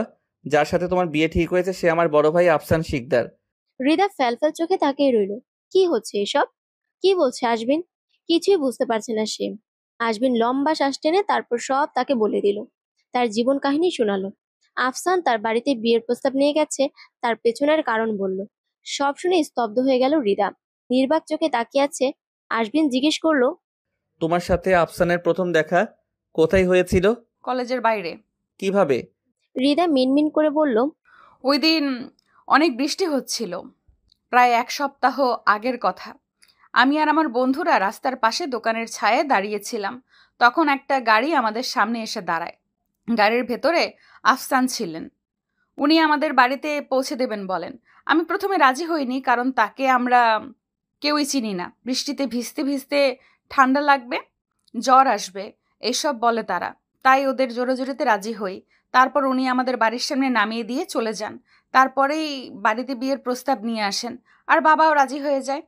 আজমিন হৃদার চোখে চোখ রেখে শুধালো, তুমি রাজি? হৃদা ভারী নিঃশ্বাস ফেললো। ডানে বামে মাথা নেড়ে না বুঝালো। আজমিন ফের জিজ্ঞেস করলো, তুমি বিয়ে করবে আমাকে, বউ হবো আমার? কথাটুকু বলে চারুর মুখের দিকে তাকিয়ে রইল আজমিন। সে কি চায় সেটা আগে বুঝতে হবে। হৃদা বলল, আমার বাবার কথার বিরুদ্ধে আমি যেতে পারবো না। আমার বাবা রাজি হলে আমিও রাজি। আজমিন রাগান্বিত গলায় বলল, তোমার ওই বাপ যদি বলে পানিতে ঝাঁপ দিতে তুমি দিবে? হৃদা নিশ্চুপ। আজমিন রাগ চেপে ধীরে ধীরে নিঃশ্বাস ফেলে তারপর বলল, বাসায় যাও, আজই তোমার হিটলার বাপের সাথে কথা বলবো।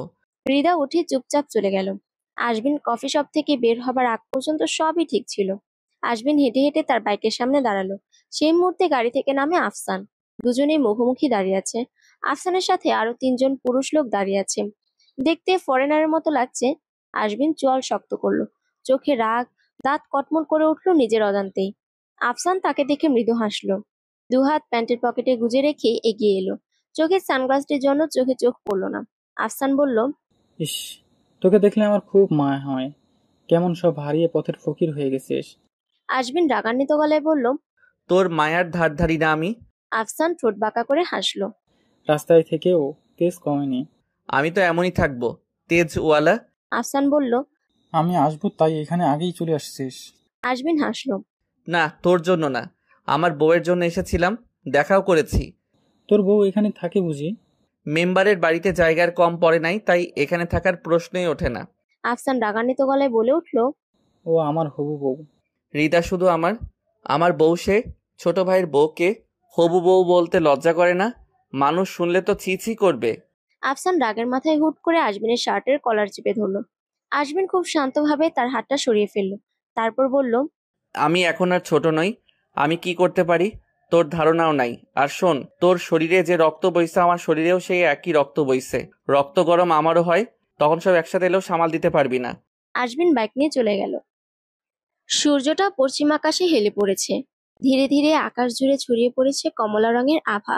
পাখিরা উঠছে আকাশের বুকে, উড়ে বেড়াচ্ছে এক পাশ থেকে অন্য পাশে গিয়ে মেঘের আড়ালে মিলিয়ে যাচ্ছে।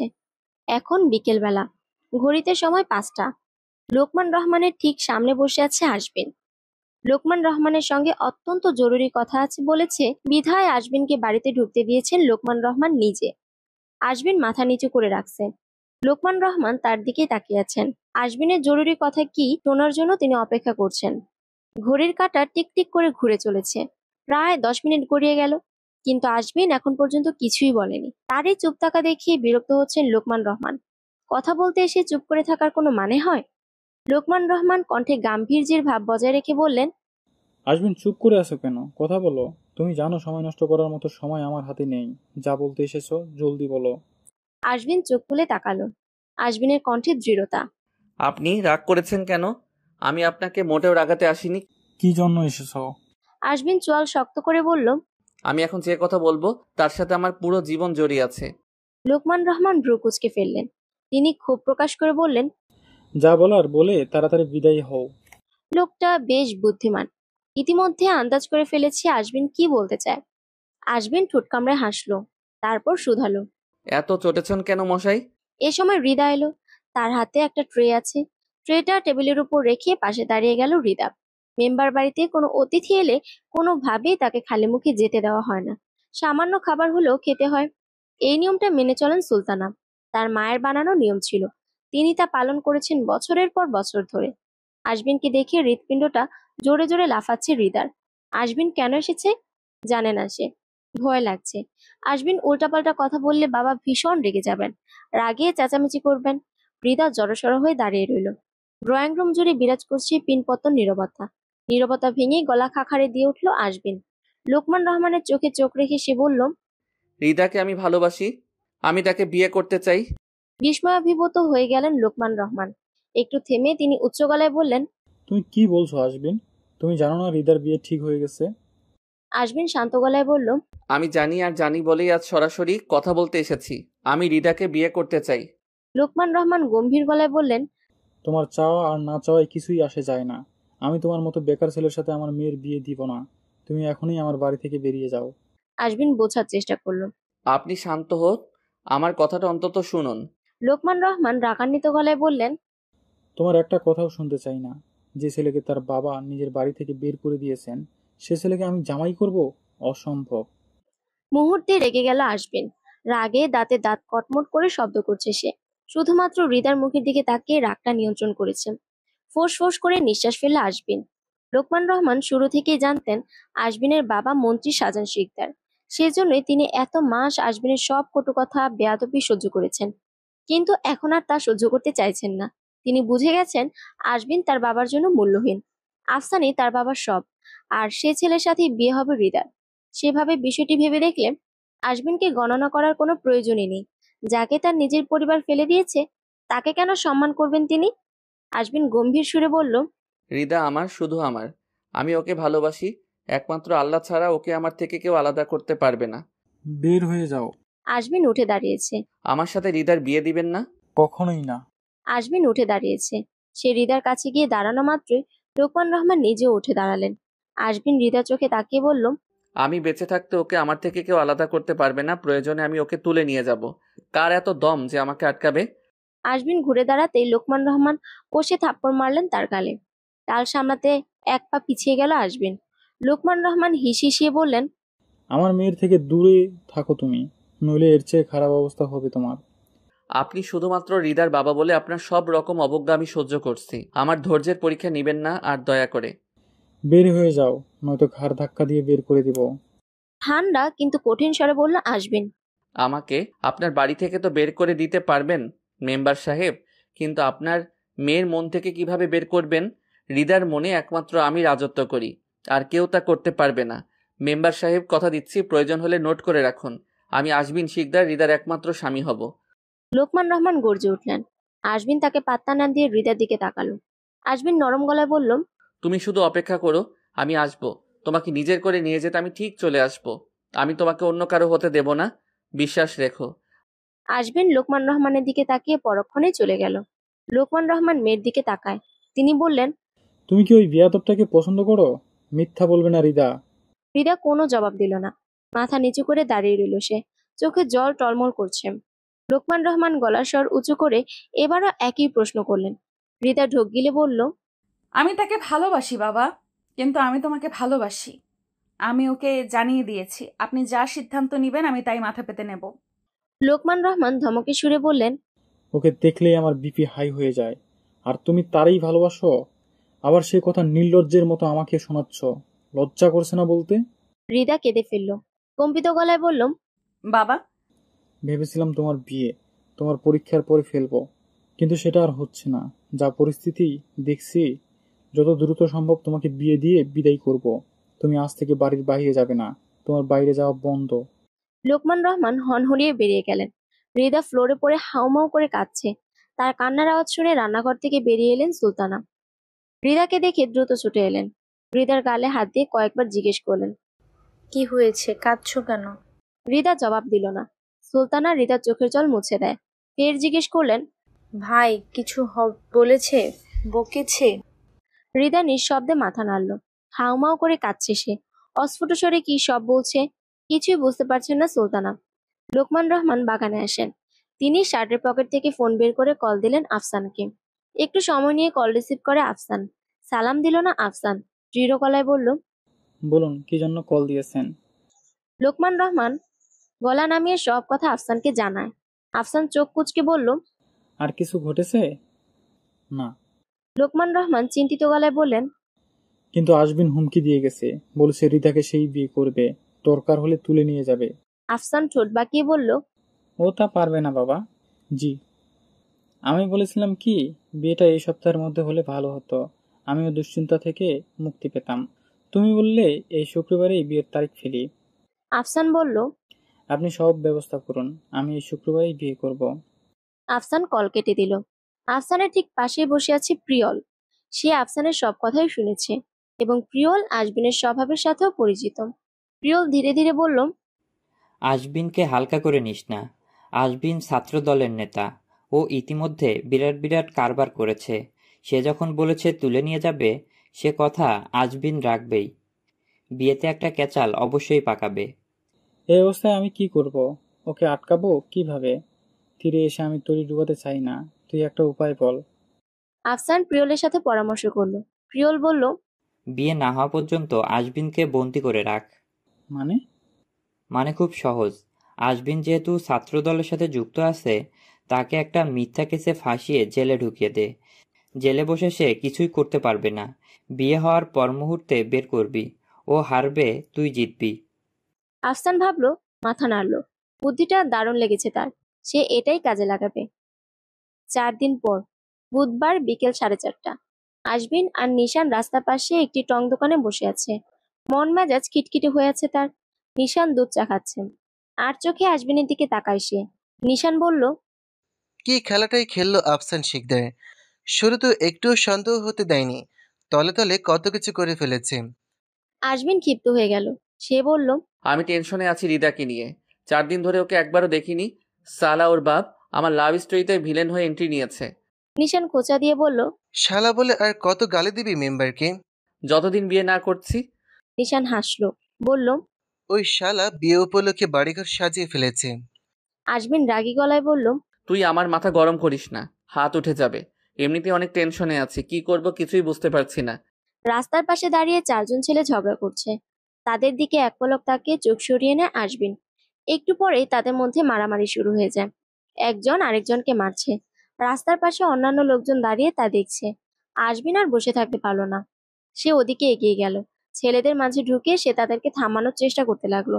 এক মুহূর্তে একজন ছেলে আরেকজন ছেলের মাথায় ইট মেরে তার মাথা ফাটিয়ে দেয়। আশবিন হতবিহ্বল দৃষ্টিতে তাকিয়ে রইল। সেই মুহূর্তে কয়েকজন পুলিশ এগিয়ে গেল। ঘটনা বিস্তারিত না শুনেই আশবিন সহ বাকি 3 জনকে অ্যারেস্ট করেন। আহতকে হাসপাতালে পাঠিয়ে তাদের নিয়ে থানায় চলে যায়। নিশান ভিড়ের মধ্যে থেকে দেখলো সবটা। ভারী নিঃশ্বাস ফেললো নিশান। এখন সে কি করবে? কোথায় যাবে? কে সাহায্য করবে তাকে? নিশান দ্রুত ছুটে গেল। ছাত্র দলের 2 জন নেতার সঙ্গে দেখা করলো সে, কিন্তু সাহায্যের জন্য কেউ এগিয়ে এলো না। ব্যস্ততার অজুহাত দিয়ে চলে যায়। নিশান ছুটে গেল উকিলের কাছে। আশ্চর্যজনক, কোনো উকিল আশবিনের কেসটা নিতে চায় না। তারা এক বাক্যে না করে দেয়। এদিক ওদিক ছুটাছুটি করতে করতে বেজে গেল 11টা। নিশান বুঝতে পারছে এটা একটা চক্রান্ত। এই চক্রান্ত করেছে আফসান শিকদার। নিশান তখন বাড়ি ফিরে গেল। আশবিনকে যে করে হোক বের করতেই হবে তার। যা করার কালকের মধ্যেই করবে। নিশান সারাদিন ধরে এদিক ওদিক ছুটোছুটি করে ক্লান্ত হয়ে পড়েছে। সে সন্ধ্যার দিকে থানায় যায়। আশবিনের সাথে দেখা করে। আশবিন জানে তাকে আটকে রাখার জন্য আফসান এই ষড়যন্ত্র করেছে। আজ রিদার হলুদের অনুষ্ঠান। আজ যে করে হোক তাকে বের হতে হবে। আশবিন বের হওয়ার কোনো উপায় দেখছে না। উপায়ন্ত না পেয়ে আশবিন নিশানকে পরামর্শ দেয় সে যেন তার মাকে বিষয়টি জানায়। এই পরিস্থিতিতে তার মাই তাকে সাহায্য করতে পারবেন। সমস্যা হলো নিশানের কাছে আশবিনের মায়ের কোনো ফোন নাম্বার নেই। আশবিন জানালো তার বেডরুমে একটা নোটপ্যাড রাখা, ওটায় মায়ের নম্বর লেখা আছে। নিশান থানা থেকে বেরিয়ে সোজা আশবিনের বাসার দিকে রওনা দেয়। নিশানের কাছে বাসার এক্সট্রা চাবি ছিল, তাই তার ভিতরে ঢুকতে কোনো অসুবিধা হবে না। নিশান দরজার লক খুলে ঘুরে মেম্বার বাড়ির দিকে তাকায়। দেখলো সেখানে চলছে ধুমধাম আয়োজন। নিশান চোখ সরিয়ে দ্রুত ঘরে প্রবেশ করে। খুঁজে খুঁজে নোটপ্যাডটা বের করে। তারপর সঙ্গে সঙ্গে ফোন করে সোফিয়া খাতুনের নাম্বারে। সোফিয়া খাতুন ফোন ধরেন। নিশানের পরিচয় শুনে তিনি চিনতে পারেন। উদ্বিগ্ন হয়ে ছেলে সম্পর্কে জানতে চাইলেন। নিশান একটু থেমে আশবিনের কথা জানায়। ছেলে জেলে শুনে স্তম্ভিত হয়ে গেলেন তিনি। এখন তিনি কি করবেন ভেবে পাচ্ছেন না। শিকদার বাড়িতে এখন কেউ নাই, সবাই গেছে মেম্বার বাড়িতে। সোফিয়া খাতুনের মুহূর্তে মনে পড়ল বাড়িতে আফসান আছে, তিনি ওর কাছে সাহায্য চাইতে পারেন। সোফিয়া নিজ ঘর থেকে বেরিয়ে আফসানের ঘরের দিকে ছুটে গেলেন। আফসানের ঘরের দরজার সামনে দাঁড়িয়ে গেলেন সোফিয়া খাতুন। ঘরের ভেতর থেকে 3টি পুরুষ কণ্ঠ ভেসে আসছে। তিনি শুনতে পেলেন তারা ব্যাচেলার পার্টি করছে। আফসান মদ্যপান করেছে। প্রিয়ল হাসতে হাসতে গড়াগড়ি খাচ্ছে। তারা প্ল্যান করে আজমিনকে জেলে ঢুকিয়েছে, কথাটি আরো দুজনকে জানাচ্ছে। আফসান সে সঙ্গে ঘটনাটি বিস্তারিত বলল। সোফিয়ার ভেতরটা কেমন নিঃশব্দ হয়ে এসেছে। তিনি 2 পা পিছিয়ে গেলেন। নিজ হাতে পেলে পুষে একটা কালসাপকে বড় করেছেন তিনি। সোফিয়া ঘরে ফিরে এলেন। তার মাথা ভন ভন করে ঘুরছে। তার একমাত্র ছেলে জেলে, বুক ফেটে যাচ্ছে, চিৎকার করে কাঁদতে চাচ্ছেন। সোফিয়া খাতুন 2 হাতে মুখ লুকিয়ে হাউমাউ করে কাঁদতে লাগলেন। তিনি বললেন, হে আল্লাহ, আমি কি এমন পাপ করেছি যার শাস্তি আপনি আমার ছেলেকে দিচ্ছেন? ও আমার আল্লাহ, আমার ছেলেটাকে আর কষ্ট দিয়েন না। ওর সব কষ্ট আমাকে দিন। আমি মা হয়ে তার জন্য কিছুই করতে পারিনি। আপনি আমাকে শাস্তি দিন। রাত 11টার দিকে রুমে এলেন শাহজাহান শিকদার। সোফিয়া খাতুন তখন তাকে সবটা খুলে বলেন। সোফিয়া খাতুন কাঁদতে কাঁদতে শাহজাহান শিকদারের পায়ে পড়ে যান। শাহজাহান শিকদার গভীর শ্বাস ছাড়লেন, কপাল কুঁচকে বললেন, এই কাজ আফসানা করেছে। তুমি নিজের কানে ওদের কথা শুনেছ? সোফিয়া খাতুন বললেন, আমার ছেলেকে মুক্ত করুন, ওকে জেল থেকে বের করুন। আমি মা হয়ে আপনার পা ধরে অনুরোধ করছি, আমার ছেলেকে জেল থেকে বের করুন। আমার যে কষ্টে বুক ফেটে যাচ্ছে, আমি আর এই যন্ত্রণা সহ্য করতে পারছি না। শাহজাহান শিকদার নিঃশব্দে মাথা নত করে ফেলেন। ছেলে দুটো অনেক বড় হয়েছে, বাপের কোনো কথাই তারা শুনে না। কাকে কি বলবেন? দুটো কথা শোনার মতো মন মানসিকতা তাদের নেই। পারলে দুটো কথা শুনিয়ে দেয় তারা। শাহজাহান শিকদার মুষ্টিবদ্ধ করে বললেন, আমি বিষয়টি দেখব। তুমি এই ব্যাপারটা সবার কাছে গোপন রাখবে, কাউকে কিছু বলবে না। আর আফসানা যেন কোনোভাবেই জানতে না পারে। আমি কাউকেই বলবো না। আমি আশবিনকে বের করে আনবো। তুমি দুশ্চিন্তা করো না, এখন হাত মুখ ধুয়ে নাও। কাঁদতে কাঁদতে চোখ লাল করে ফেলেছ। আপনি আমাকে কথা দিন, আমার ছেলেকে জেল থেকে বের করবেন। শাহজাহান শিকদার গম্ভীর গলায় বললেন, কথা দিলাম। আজ হৃদার বিয়ে। লোকমান রহমানের বাড়িটি সেজে উঠেছে নতুন রূপে। বিভিন্ন রঙের কাপড় দিয়ে স্টেজ ও প্যান্ডেল সাজানো হয়েছে। গাঁদা, গোলাপ, অর্কিড ফুল ব্যবহার করে স্টেজ ও বাড়ির ভিতরের কয়েকটি স্থান সাজিয়েছেন লোকমান রহমান। বাড়ির গেট থেকে শুরু করে দেয়াল জুড়ে টাঙানো হয়েছে রঙিন আলোর মরিচবাতি। বাতিগুলো টিপ টিপ করে জ্বলছে সন্ধ্যা থেকে। বাড়ির আনাচে কানাচে ছড়িয়ে পড়েছে আনন্দের ঢেউ। বাচ্চারা ছুটোছুটি করছে উঠোন জুড়ে। চারদিকে মানুষ গিজগিজ করছে। অতিথিরা ইতিমধ্যে সবাই চলে এসেছে। লোকমান রহমান উদ্বিগ্ন চোখে গেটের দিকে তাকাচ্ছেন বারবার। ঘড়ির কাঁটা 7টা পেরিয়ে গেছে, অথচ বরযাত্রী আসার নামে খবর নাই। লোকমান রহমান ব্যস্ত হাতে কয়েকবার কল করলেন আফসানকে, কিন্তু আশ্চর্যজনকভাবে আফসান কল রিসিভ করেনি। 1 ঘন্টা আগে সে বলেছিল কিছুক্ষণের মধ্যে বরযাত্রী নিয়ে সে রওনা দিবে। শিকদার বাড়ি থেকে তার বাড়ি আসতে সর্বোচ্চ 30 মিনিট সময় লাগে। তাহলে এখনো আসছে না কেন? রাস্তায় কোনো বিপদ হয়নি তো?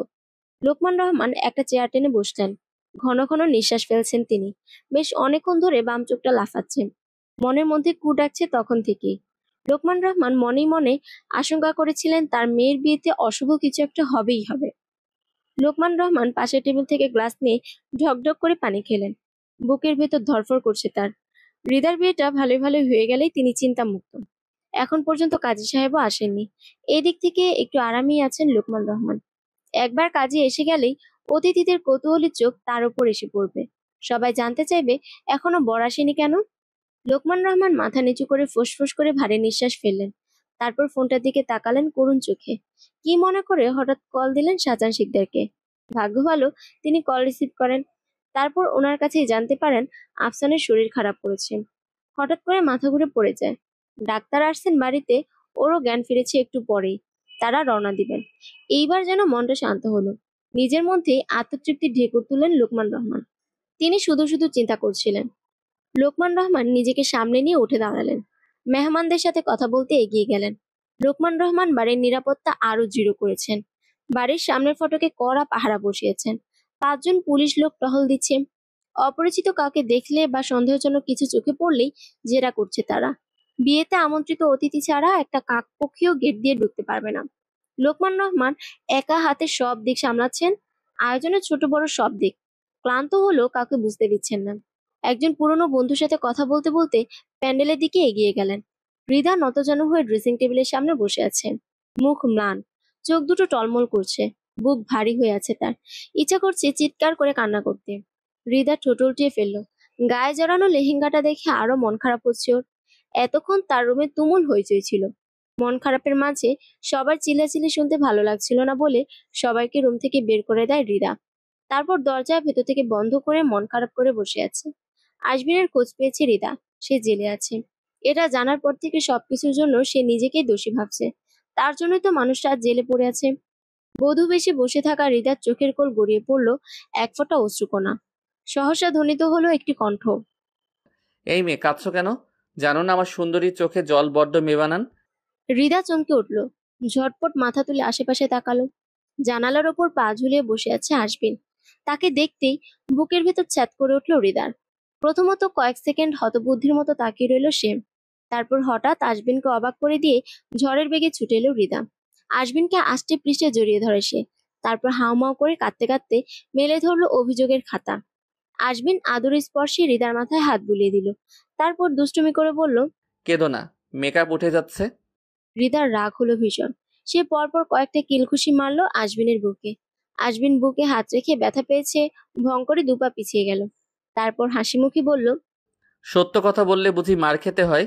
হৃদা চোয়াল শক্ত করলো, কাপা কাপা গলায় বলল, আমি ভয় পেয়েছিলাম, চিন্তা হচ্ছিল আপনার কিছু হয়নি তো, তাই আপনি ঠাট্টা করছেন। আজমিন বলল, আমার কিছু হয়নি, দেখো তোমার সামনে দাঁড়িয়ে আছি। আশেপাশে এত পাহারা থাকা সত্ত্বেও তুমি বাড়িতে ঢুকলে কিভাবে?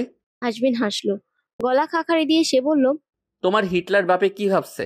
এইসব করে আমাকে থামাতে পারবে? হুম, পারবে না। সে সামনের দিকে পাহারাদার বসিয়েছে আর আমি এসেছি পেছন দিক থেকে। আজমিন কথা বলতে বলতে এগিয়ে এলো হৃদার কাছে। তারপর আলতো হাতে ওর গাল স্পর্শ করে নরম সুরে বলল, তোমাকে বলেছিলাম তুমি বউ হলে হবা শুধু আজমিন শিকদারের, আর কারো না। কি ভেবেছে সে? আমাকে জেলে ঢুকিয়ে তোমাকে নিজের করে পাবে? অসম্ভব। আমি বেঁচে থাকতে সেটা হবে না। আজমিন হৃদার হাত ধরে বলল, চলো। হৃদা তার চোখে চোখ রেখে জিজ্ঞেস করলো, কোথায় যাব? কেউ চলে আসার আগে আমাদের পালাতে হবে। হৃদা দুপা পিছিয়ে গেল সঙ্গে সঙ্গে। সে কেন পালাবে? সে তো কোনো অন্যায় করেনি। হৃদা কিছুতেই পালাবে না। সে কখনোই তার বাবার ইচ্ছার বিরুদ্ধে যাবে না। আজমিন তাকে বারবার বোঝাতে লাগলো, কেউ জেনে ফেলার আগে তাদের এখান থেকে বের হতে হবে। কিন্তু হৃদা তার জায়গায় অনড়। সে তার বাবার খুশির জন্য সব করতে পারে। সেখানে বিয়ে খুব সামান্য জিনিস। নিজের যতই কষ্ট হোক তবু হাসতে হাসতে বিয়ে করে নেবে। আজমিন শক্ত হাতে হৃদার হাত টান দিয়ে বলল, চলো। হৃদা হাত ছাড়ানোর চেষ্টা করলো না, শুধু এইটুকু বলল, আব্বা কষ্ট পাবেন। আজমিন এগোলো, হৃদার গালে হাত রেখে বলল, এখন যদি তুমি না যাও তাহলে সারা জীবন কষ্ট পাবে। আফসান তোমার জন্য সঠিক মানুষ নয়। ও এসব করেছে আমার উপর প্রতিশোধ নেওয়ার জন্য। হৃদার ঠোঁট কাঁপছে। সে বলল, আমি বাবাকে খুব ভালোবাসি, আমি চাই না আমার জন্য বাবা কষ্ট পাক। আমি যদি এখন পালিয়ে তাহলে বাবা কষ্ট পাবেন, আর তার সাথে ওনার সম্মানও নষ্ট হবে। আজমিন চোয়াল শক্ত করলো। হৃদার হাত শক্ত করে ধরল সে। চোখ দুটো ছোট ছোট করে প্রলম্বিত শ্বাস ফেললো। শক্ত গলায় চিবিয়ে চিবিয়ে বলল, বিয়ে তো তোমার আমার সাথেই হবে, এজন্য আমার যাই করা লাগে আমি তাই করব। হৃদা ভ্রুকুঞ্চিত করলো। তাকে কিছুই বলতে দিল না আজমিন। ডান হাত দিয়ে প্যান্টের পকেট থেকে একটা রুমাল বের করে সহসা হৃদার মুখে চেপে ধরল। পলক ঝাপড়িয়ে জ্ঞান হারিয়ে ফেলল হৃদা। মুহূর্তের মধ্যে ঢলে পড়ে আজমিনের বুকে। আজমিন রুমালটা পকেটে গুজে রাখে। তারপর হৃদাকে তুলে নিয়ে জানালা দিয়ে বেরিয়ে এলো। দেয়ালের উপরে সাবধানে হেঁটে গেল। একটু দূরে নিশান গাড়ির পাশে দাঁড়িয়ে আছে। আজমিনকে দেখে সে ছুটে এলো দেয়ালের কাছে। আজমিন হৃদাকে নিয়ে লাফিয়ে নামতে পারবে না, পড়ে গেলে দুজনেই ব্যথা পাবে। নিশান বলল, তুই বস, তারপর হৃদাকে আমার কাছে দে, আমি ওকে ধরছি। আজমিন তাই করলো। তারপর সেও লাফিয়ে নামলো। হৃদাকে ফ্রন্ট সিটে বসিয়ে সিট বেল্ট বেঁধে দেয়। তারপর দরজা বন্ধ করে নিশানের দিকে তাকায়। আজমিন নিশানের কাঁধে হাত রেখে বলল, আমাদের না পেয়ে আফসান পাগলা কুত্তা হয়ে যাবে, তখন সে তোকে ধরবে।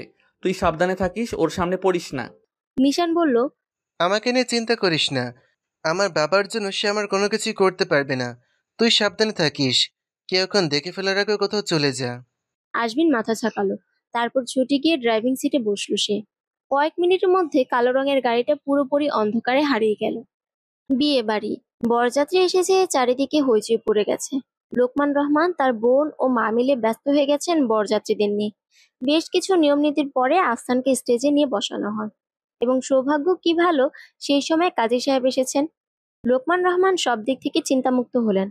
আফসান শক্ত হয়ে বসেছে, মাথাটা এখনো চক্কর দিচ্ছে তার। আফসান চোখ জোড়া বন্ধ করে গভীর চিন্তায় পড়ে গেল। সে ভুলভাল কিছু খেয়েছে কি? তার হঠাৎ মাথা যন্ত্রণা হচ্ছে কেন? নাকি গতকাল রাতের হ্যাংওভার এখনো কাটেনি? কি মুসিবতে পড়ে গেল সে? আফসান চোখ খুলল। বেশিক্ষণ চোখ বন্ধ করে বসে থাকলে মানুষ ভাববে জামাই পাগল। সহসা আফসানের মনে পড়ে গেল সে এখানের উদ্দেশ্যে রওনা হওয়ার আগে 2বার পানি খেয়েছে। পানিতে কিছু মেশানো ছিল না তো? বাসায় থাকলে সে সহজে বের করে ফেলতে পারতো কার কাজ এটা, কিন্তু তা সম্ভব না এখন। আফসান চোয়াল শক্ত করলো। কয়েক মুহূর্ত পর বিয়ে পড়ানো শুরু হয়। আফসান কবুল বলার 1 সেকেন্ড আগে হন্ততন্ত হয়ে ছুটে আসেন সুলতানা। তিনি বাড়ির ভেতরে গিয়েছিল রিদাকে সঙ্গ দিতে। মেয়েটা অনেকক্ষণ ধরে একা বসে আছে। বার কয়েক কষাঘাত করেও কোনো সাড়া শব্দ এলো না। দরজার সামনে মহিলারা ভিড় করেছে, সবার চোখে মুখে চাপা উদ্বিগ্নতা। সুলতানার মুখটা নীল হয়ে গেছে। মেয়েটা কিছু করে ফেলেনি তো? সে বিয়েতে রাজি ছিল না। কতবার ফুফু ফুফু করে হাতে পায়ে ধরে কান্নাকাটি করেছে। তার এক কথা, আব্বা তোমার কথা শোনেন। তুমি বললে আব্বা শুনবেন। তুমি বলো না আব্বাকে বিয়ে না দিতে আমি বিয়ে করতে চাই না। বিয়েতে রাজি না, দুঃখে আবার উল্টাপাল্টা কিছু করে বসেনি তো? সুলতানা রাগান্বিত চোখে আত্মীয় স্বজনদের দিকে তাকালো, যারা রিদার সাথে ওর রুমে ছিল। সুলতানা তাদের উপর রাগ ঝাড়লেন। কেন তারা রিদাকে একা রুমে রেখে সবগুলো বাইরে চলে গেছিল? রিদা বের করে দিয়েছে বলাতে আরো ক্ষিপ্ত হলেন সুলতানা। দরজায় কষাঘাত করেও লাভ হলো না। রিদা দরজা খুলছে না। বুকের ভেতর কেমন করে উঠল। দরজা ভাঙতে হবে। সুলতানা হন্তদন্ত হয়ে ছুটে বাড়ির বাইরে এলেন। স্টেজের সামনে লোকমান রহমানকে দেখে সে আর নিজেকে থামাতে পারলেন না। ছোট থেকে পেলে পুষে বড় করেছি রিদাকে। সে আত্মহত্যা করেছে কিনা তিনি শিওর জানেন না, তবে এই শব্দটা ভাবতেই হু হু করে কেঁদে ফেললেন। লোকমান রহমান পড়লেন বিপাকে। বরযাত্রী, অতিথি সবাই তাদের দিকেই তাকিয়ে আছেন। লোকমান রহমান কথা বলে বোনকে থামানোর চেষ্টা করেন, কিন্তু তাতে সুলতানার কান্না আরো বাড়ল। পিছু পিছু ছুটে এলেন আরো কয়েকজন। তারা হুট করে বলে উঠল, রিদা দরজা খুলছে না, ও ঘরে আত্মহত্যা করেছে। সহসা স্তব্ধ হয়ে গেল সকলে। এতক্ষণের এত হই হুল্লোড় হাসি মজা হঠাৎ করে থেমে গেল। লোকমান রহমান স্তব্ধ হয়ে গেলেন ক্ষণিকের জন্য। সম্বিত ফিরে পেতেই সদর দরজার দিকে ছুট লাগালেন। তার পেছন পেছন ছুটে গেল আফসান। দরজা ভাঙা হলো। রুমের সব কিছু ঠিকঠাক আছে। চট করে কেউ ধরতে পারবে না এখানে কেউ ছিল। লোকমান রহমান রুমের সবখানে খুঁজতে লাগলো। বাথরুমও খালি, বারান্দায় কেউ নেই। বন্ধ রুম থেকে রিদা গেল কোথায়? সে গায়েব হলো কি করে? আফসান ভ্রুকুঞ্চিত করলো। বারান্দায় দাঁড়িয়ে সে গভীর দৃষ্টিতে তাকিয়ে রইল দেয়ালের দিকে। বোঝা যাচ্ছে অনেক দিনের শ্যাওলা ধরা দেয়ালে হেঁটে গিয়েছে কেউ। আফসান ভারী নিঃশ্বাস ফেলল। রিদা পালিয়েছে। ভাবতে চোয়াল শক্ত হলো তার। তীরে এসে তরি ডুবতে সে কিছুতেই দিবে না। যেভাবেই হোক আজকে সে রিদাকে বিয়ে করবে। তাতেই হবে আশবিনের হার, আর সে জিতে হবে। এটা হচ্ছে তার প্রতিশোধ। আশবিনও তার মায়ের উপর তার রাগ আক্রোশ মিটানোর শেষ উপায়। আফসান ছোট থেকে সোফিয়া খাতুনকে অপছন্দ করে, বরং ঘৃণা করে বলা যায়। মা মারা যাওয়ার পর বাবা যখন দ্বিতীয় বিবাহ করে, তখন থেকে সে বাবা ও সোফিয়াকে ঘৃণা করতে শুরু করে। সোফিয়া খাতুন আফসানের মায়ের জায়গা নিয়েছে, এতে যেন তার শরীরে রক্ত টকবগিয়ে ওঠে। ছোট থেকে শুধু বাবার জন্য সোফিয়াকে সহ্য করেছে। আর যখন আশবিন হলো, তখন সোফিয়া খাতুন ও বাবার উপর জমা সব রাগ গিয়ে পড়লো আশবিনের উপর। ছোট থেকে আশবিনকে অনেক টর্চার করে আফসান। তার সেই টর্চার এখনো শেষ হয়নি। আফসান ধূপধাপ পা ফেলে রুমে এলো। তার সাঙ্গপাঙ্গকে বলতে গেল, তাদেরকে তার হবু বউকে খুঁজতে পাঠালো। পাঠানোর সময় হুমকি দিয়ে বলল, রিদাকে না পেলে সে সবাইকে মেরে ফেলবে। এমন সময় থানা থেকে ফোন এলো। ওসি ফোন দিয়েছে। কল রিসিভ করতেই ওপাশ থেকে ওসি বললেন সব ঘটনা। আজ বিকেলে আশবিনকে ওর বাবা জেল থেকে বের করে নিয়ে গেছে। আফসান রাগী দাঁতে দাঁত চেপে ধরল। মুহূর্তে হাতের ফোনটা মাটিতে ছুঁড়ে মারল। তার বাবা কি চাচ্ছে?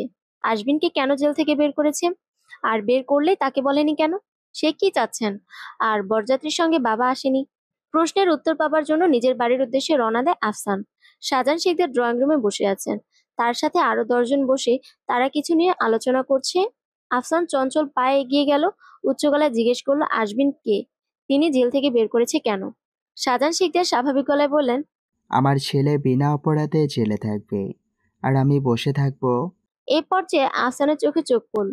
বললেন, আমি বাবা হয়ে চুপ করে থাকতে পারি না। আফসান রুদ্র গলায় চেঁচিয়ে বলল, তোমার ওই হারামি ছেলে জেল থেকে বেরিয়ে আমার বউ নিয়ে পালিয়ে গেছে। একবার ওকে হাতে পাই, জানে মেরে ফেলবো। শাহজাহান শেখদের উঠে দাঁড়ালেন। তীব্র ক্ষোভে কষে চড় মারলেন আহসানের গালে। তবদা খেয়ে গেল আফসান। তোমার জন্য আমি কি করিনি বলো তো? তার বিপরীতে তুমি কি করেছো? ছোট থেকে আমাকে ব্যবহার করছো। তুমি তোমার মায়ের মতো হওনি। কার মতো হয়েছো আফসান? তোমার মধ্যে মন বিবেক বলতে কিছু নাই নাকি? ভাই হয়ে ভাইকে মারার প্ল্যান করেছো কিভাবে? শাহজাহান শিকদার গিয়ে আফসানকে ধাক্কা দিল। যাদের সাথে এতক্ষণ বসে আড্ডা দিচ্ছিল তারা সব পুলিশ ও মেন্টাল হাসপাতালের ডাক্তার। আফসানকে ডাক্তারের কাছে তুলে দিল। তারপর দৃঢ় গলায় বললাম, ছোট থেকে একা একা থাকতে থাকতে ওর মানসিক সময় হয়ে গেছে। ওকে নিয়ে যান, সুস্থ করার জন্য যত টাকা লাগে সব দেব। আফসান বাবার এরূপ আচরণ কল্পনাও করেনি। তাকে অবাক করে দিয়ে দুজন লোক তাকে ধরলো নিয়ে যাওয়ার জন্য। আফসান শক্তি দিয়ে তাদের হাত সরিয়ে দিচ্ছে। সহসা আরো চারজন এলো। তারপর আফসানের হাত শক্ত করে ধরলো। আফসানকে কাবু করে তারা ওকে হাঁটু ভাঁজ করে বসিয়ে দিল ফ্লোরে। শাহজাহান শিকদার তার উপর ঘৃণার জন্য বাবা হয়ে ছেলের দিকে তাকাতে পারছে না। লজ্জায় মাথা কাটা যাচ্ছে। আফসানের চোখ ভয়ঙ্কর লাল হয়ে আছে। এতক্ষণ খুঁজে রিদাকে পায়নি। সে কোথায় আর কিভাবে গেছে এখনো জানা যায়নি। তারপর তার উপর এই অবস্থায় পড়ে গেল। আফসান গর্জন করে উঠল। সে কিছুতেই আশবিনকে জিততে দিবে না। প্রতিবারের মতন এবারেও সে জিতবে না। তার কপালে দুঃখ লেখা আছে, কেবল দুঃখ। আফসান লাফিয়ে উঠল। চারজনের শক্তিও যেন তাকে ধরে রাখতে পারছে না। ডক্টর ফয়সাল হাসান ও পুলিশ কমিশনার আব্দুল্লাহ মামুন দৃঢ় চোখে তাকিয়ে আছেন। আফসানের পাগলামো দেখে তারা শিওর হলেন ওর মানসিকভাবে অসুস্থ। আব্দুল্লাহ মামুন ভ্রুকুচকে বললেন, আপনি চাচ্ছেন ওকে মেন্টাল হাসপাতালে পাঠিয়ে দিই? শাহজাহান শিকদার মাথা নাড়লেন। বড় ছেলে তার বড় আদরের সন্তান। ছোট থেকে তাকে বুকে আগলে রেখেছেন, কিন্তু কখনোই তার মনের অবস্থা জানতে পারেননি। তার মানসিক অবস্থা দিন দিন খারাপ হয়েছে সে ধরতেই পারেনি। সন্তানকে বুঝতে না পারার ত্রুটি তারও রয়েছে, কিন্তু এখন তার চিকিৎসা প্রয়োজন। সে বাইরে থাকলে মানুষের ক্ষতি করবে। যে ছেলে নিজের বাবাকে মারতে চায় তার পক্ষে যে কোনো কিছু করা পসিবল। আফসান উচ্চকণ্ঠে বলল, আমি কোথাও যাব না। আমি পাগল না বাবা। আচ্ছা আচ্ছা, আমাকে যেখানে ইচ্ছে পাঠিয়ে দিও, তার আগে বিয়ে করতে দাও। আজ যদি হৃদয়ের সাথে আমার বিয়ে না হয় তাহলে আশবিন ওকে পেয়ে যাবে। আমি হেরে যাব বাবা। শাহজাহান শিকদার চোয়াল শক্ত করে বললেন, ওকে আমার সামনে থেকে নিয়ে যান। শাহজাহান শিকদার ভারী নিঃশ্বাস ফেলে সিঁড়ির দিকে এগিয়ে গেলেন। রাগে কষ্টে চোখ দিয়ে টপ টপ করে পানি পড়ছে। সারা জীবন লোকজনের ভালো মন্দ দেখতে দেখতে নিজের ঘরের দিকে নজর দেওয়ার সময় পাননি তিনি। স্ত্রী, স্কুলের শিক্ষক সবাই কত করে বলেছিল আফসান মাঝে মধ্যে অদ্ভুত আচরণ করে, কিন্তু তিনি সেসব অদেখা করেছেন। কারো কথা কানে নেয়নি। তার কাছে তো ছেলে নর্মাল থাকতো, আর সুযোগ পেলেই আশবিনকে খারাপ বানাতো। মানুষ তার শত্রুর সাথে এমন করে না যা সে ভাই হয়ে করে গেছে। শাহজাহান শিকদারের বুকে ব্যথা করছে। তিনি সিঁড়ির উপরে বসে গেলেন। মাথায় হাত দিলেন শাহজাহান শিকদার। ছোট বাচ্চাদের মতন চিৎকার করে কাঁদতে ইচ্ছা করছে তার। তিনি কখনো কল্পনাও করেননি এমন দিনও তাকে দেখতে হবে। সোফিয়া খাতুন 2 সিঁড়ি নামলেন।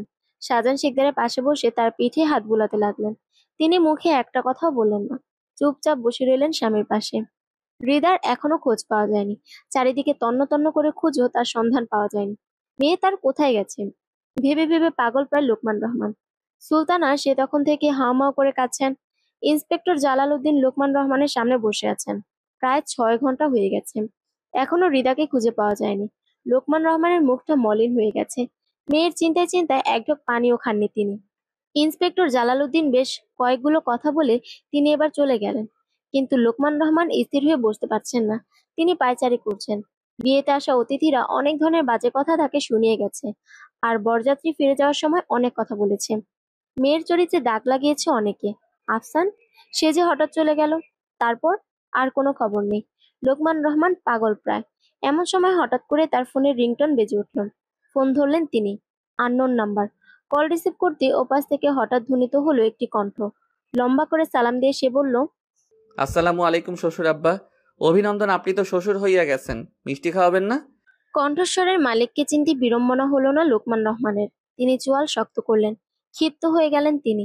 উচ্চ স্বরে বললেন, আশবিন, তুই আমার মেয়েকে কিডন্যাপ করেছিস। তোকে আমি খুন করব। আশবিন শান্ত কণ্ঠে বলল, এইসব অশুভ কথা মুখেও আনিয়েন না শ্বশুর আব্বা। আমার কিছু হলে যে আপনার মেয়ে বিধবা হয়ে যাবে। আশবিন ঠোঁট কামড়ে হাসলো। তারপর বলল, শ্বশুর আব্বা, আমাদের যতই খুঁজেন পাবেন না, তাই দুশ্চিন্তা না করে রিল্যাক্স করুন। আমরা 2-1 বছরের আগে ফিরবো না। আপনার জন্য নাতিপুতি নিয়ে তবেই ফিরবো। আমার মেয়ে কোথায় আসবেন? আমার বুকে আব্বা। শুয়োরের বাচ্চা, আমি তোর জিভ কেটে ফেলবো। শ্বশুর আব্বা গালি দিয়েন না। গালি কিন্তু আমি আপনার থেকে কম জানি না। এখন শুনেন, আমার বাপ আপনার বেয়াই। এখন তাকে গালাগালি দেওয়া কি আপনার উচিত? যাই হোক, শুনেন, বেশি উত্তেজিত হয়েন না। আপনার মাইয়ারে আমি সুখেই রাখমু। দোয়া কইরেন শ্বশুর আব্বা তাড়াতাড়ি যেন বংশ বিস্তার করতে পারি। আমগো লাইগা দোয়া কইরেন। রাখি। আমি হৃদার সাথে কথা বলবো, ওকে ফোন দে। লোকমান রহমান চিৎকার করে বললেন, কিন্তু ততক্ষণে কেটে দিল আশবিন। ফোনের সিম ভেঙে রাস্তায় ফেলে দিল। তারপর হাঁটতে লাগলো। কিছু দূর গিয়ে গাড়ি দেখতে পেল। হৃদা গাড়ি থেকে বেরিয়ে এলো। উদাস চোখে চারিপাশে তাকালো। চাঁদের আলোয় স্পষ্ট দেখছে সে বিশাল বড় মাঠ, তারপরে ঘন জঙ্গল। হৃদা মাটির দিকে তাকালো। তার ঠিক সামনে ছোট ছোট ফুলে ভরা গাছ। বেশ ভালো মিষ্টি ঘ্রাণ আসছে তা থেকে। হৃদা মাটিতে বসলো। ঘুম থেকে ওঠার পর আশেপাশে আশবিনকে না দেখে মোটেও ঘাবড়ে গেল না সে। বসে বসে আশবিনের অপেক্ষা করতে লাগলো। হৃদা আকাশের দিকে তাকায়। ঘন ঘন নিঃশ্বাস ফেলল। প্রায় ঘন্টাখানেক হয়ে গেছে, আশবিন এখনো ফিরছে না। দূর দূরান্ত থেকে অদ্ভুত সব পশু পাখির ডাক ভেসে আসছে। হৃদা ঢোক গিলল। এদিক ওদিক তাকিয়ে দেখলো যতদূর চোখ যাচ্ছে শুধু মাঠ আর মাঠ। কোনো ঘর বাড়ি নেই। কোথায় আছে সে? এখন কি করবে সে? আশবিন কোথায়? হৃদা একরাশ অভিমান নিয়ে আকাশের দিকে তাকায়। তারপর মৃদু স্বরে বলল, আমি এমন ভাবে ওর অপেক্ষা করছি যেন আমার সব অপেক্ষা ওর জন্যই। হৃদা গাড়িতে ঘুমিয়েছিল। সেই সুযোগে আশবিন শহরে যায় হৃদার বাবাকে বিয়ের খবর জানাতে, কিন্তু সে ভাবেনি এরই মধ্যে হৃদার ঘুম ভেঙে যাবে। আশবিন প্যান্টের পকেটে হাত গুজে দাঁড়িয়ে আছে। সে এমন ভাবে হেঁটে এসেছে যে তার পায়ের শব্দ হয়নি। আশবিন মৃদু হাসলো সম্ভবত। হৃদার উদ্দেশ্যে সে বলল, আমি তোমাকে অনেক ভালোবাসি, তুমি জানো? হৃদা চমকে উঠল। তাৎক্ষণিক ঘাড় ঘুরিয়ে পেছনে তাকালো সে। আশবিন হাসি মুখে তার পাশে এসে বসলো। গভীর দৃষ্টিতে তার দিকে তাকিয়ে রইল। তারপর বলল, কখন উঠেছ? প্রায় অনেকক্ষণ। আমার কাছে ঘড়ি নেই, তাই সময় বলতে পারবো না। আশবিন আলতো হাতে হৃদার গালে স্পর্শ করে নরম গলায় বলল, আই এম সরি, তোমাকে নির্জনে একা রেখে যাওয়ার জন্য। তোমার বাবার সাথে কথা বলতে গিয়েছিলাম। হৃদা লাফিয়ে উঠল যেন। হড়বড়িয়ে বলল, আব্বার সাথে কথা হয়েছে আপনার? হয়েছে। কি বলেছেন তিনি?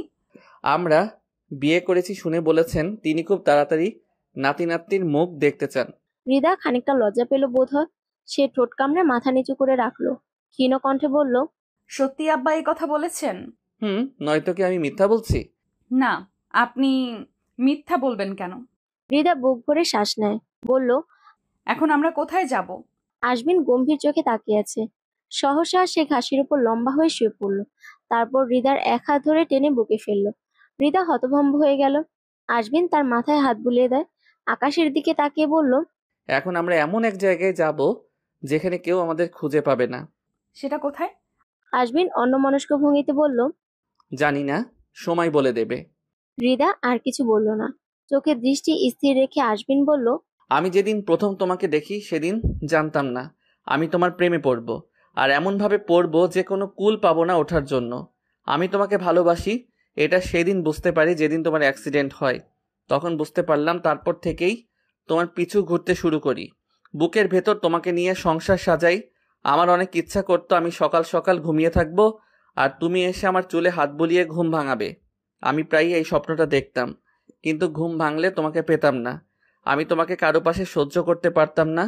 কোনো ছেলে তোমার সাথে কথা বলছে এটা দেখলে আমার রাগ হতো। তখন ইচ্ছে করতো সবাইকে জ্বালিয়ে মারি। আশবিন থামলো। হালকা হাসলো সে।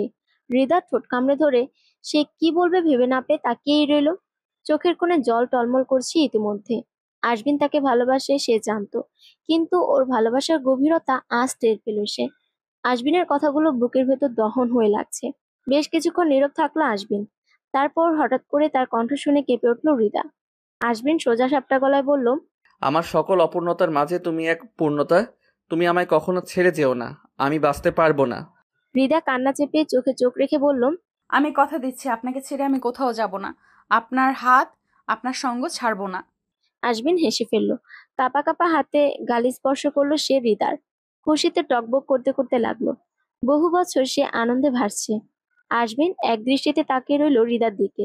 গভীরভাবে পরখ করে শান্ত ও স্নিগ্ধ সুরে বলল, তোমার চোখের গভীরে হারিয়ে যাব, ঠোঁটের উষ্ণতায় ডুবে মরব। সমাপ্ত।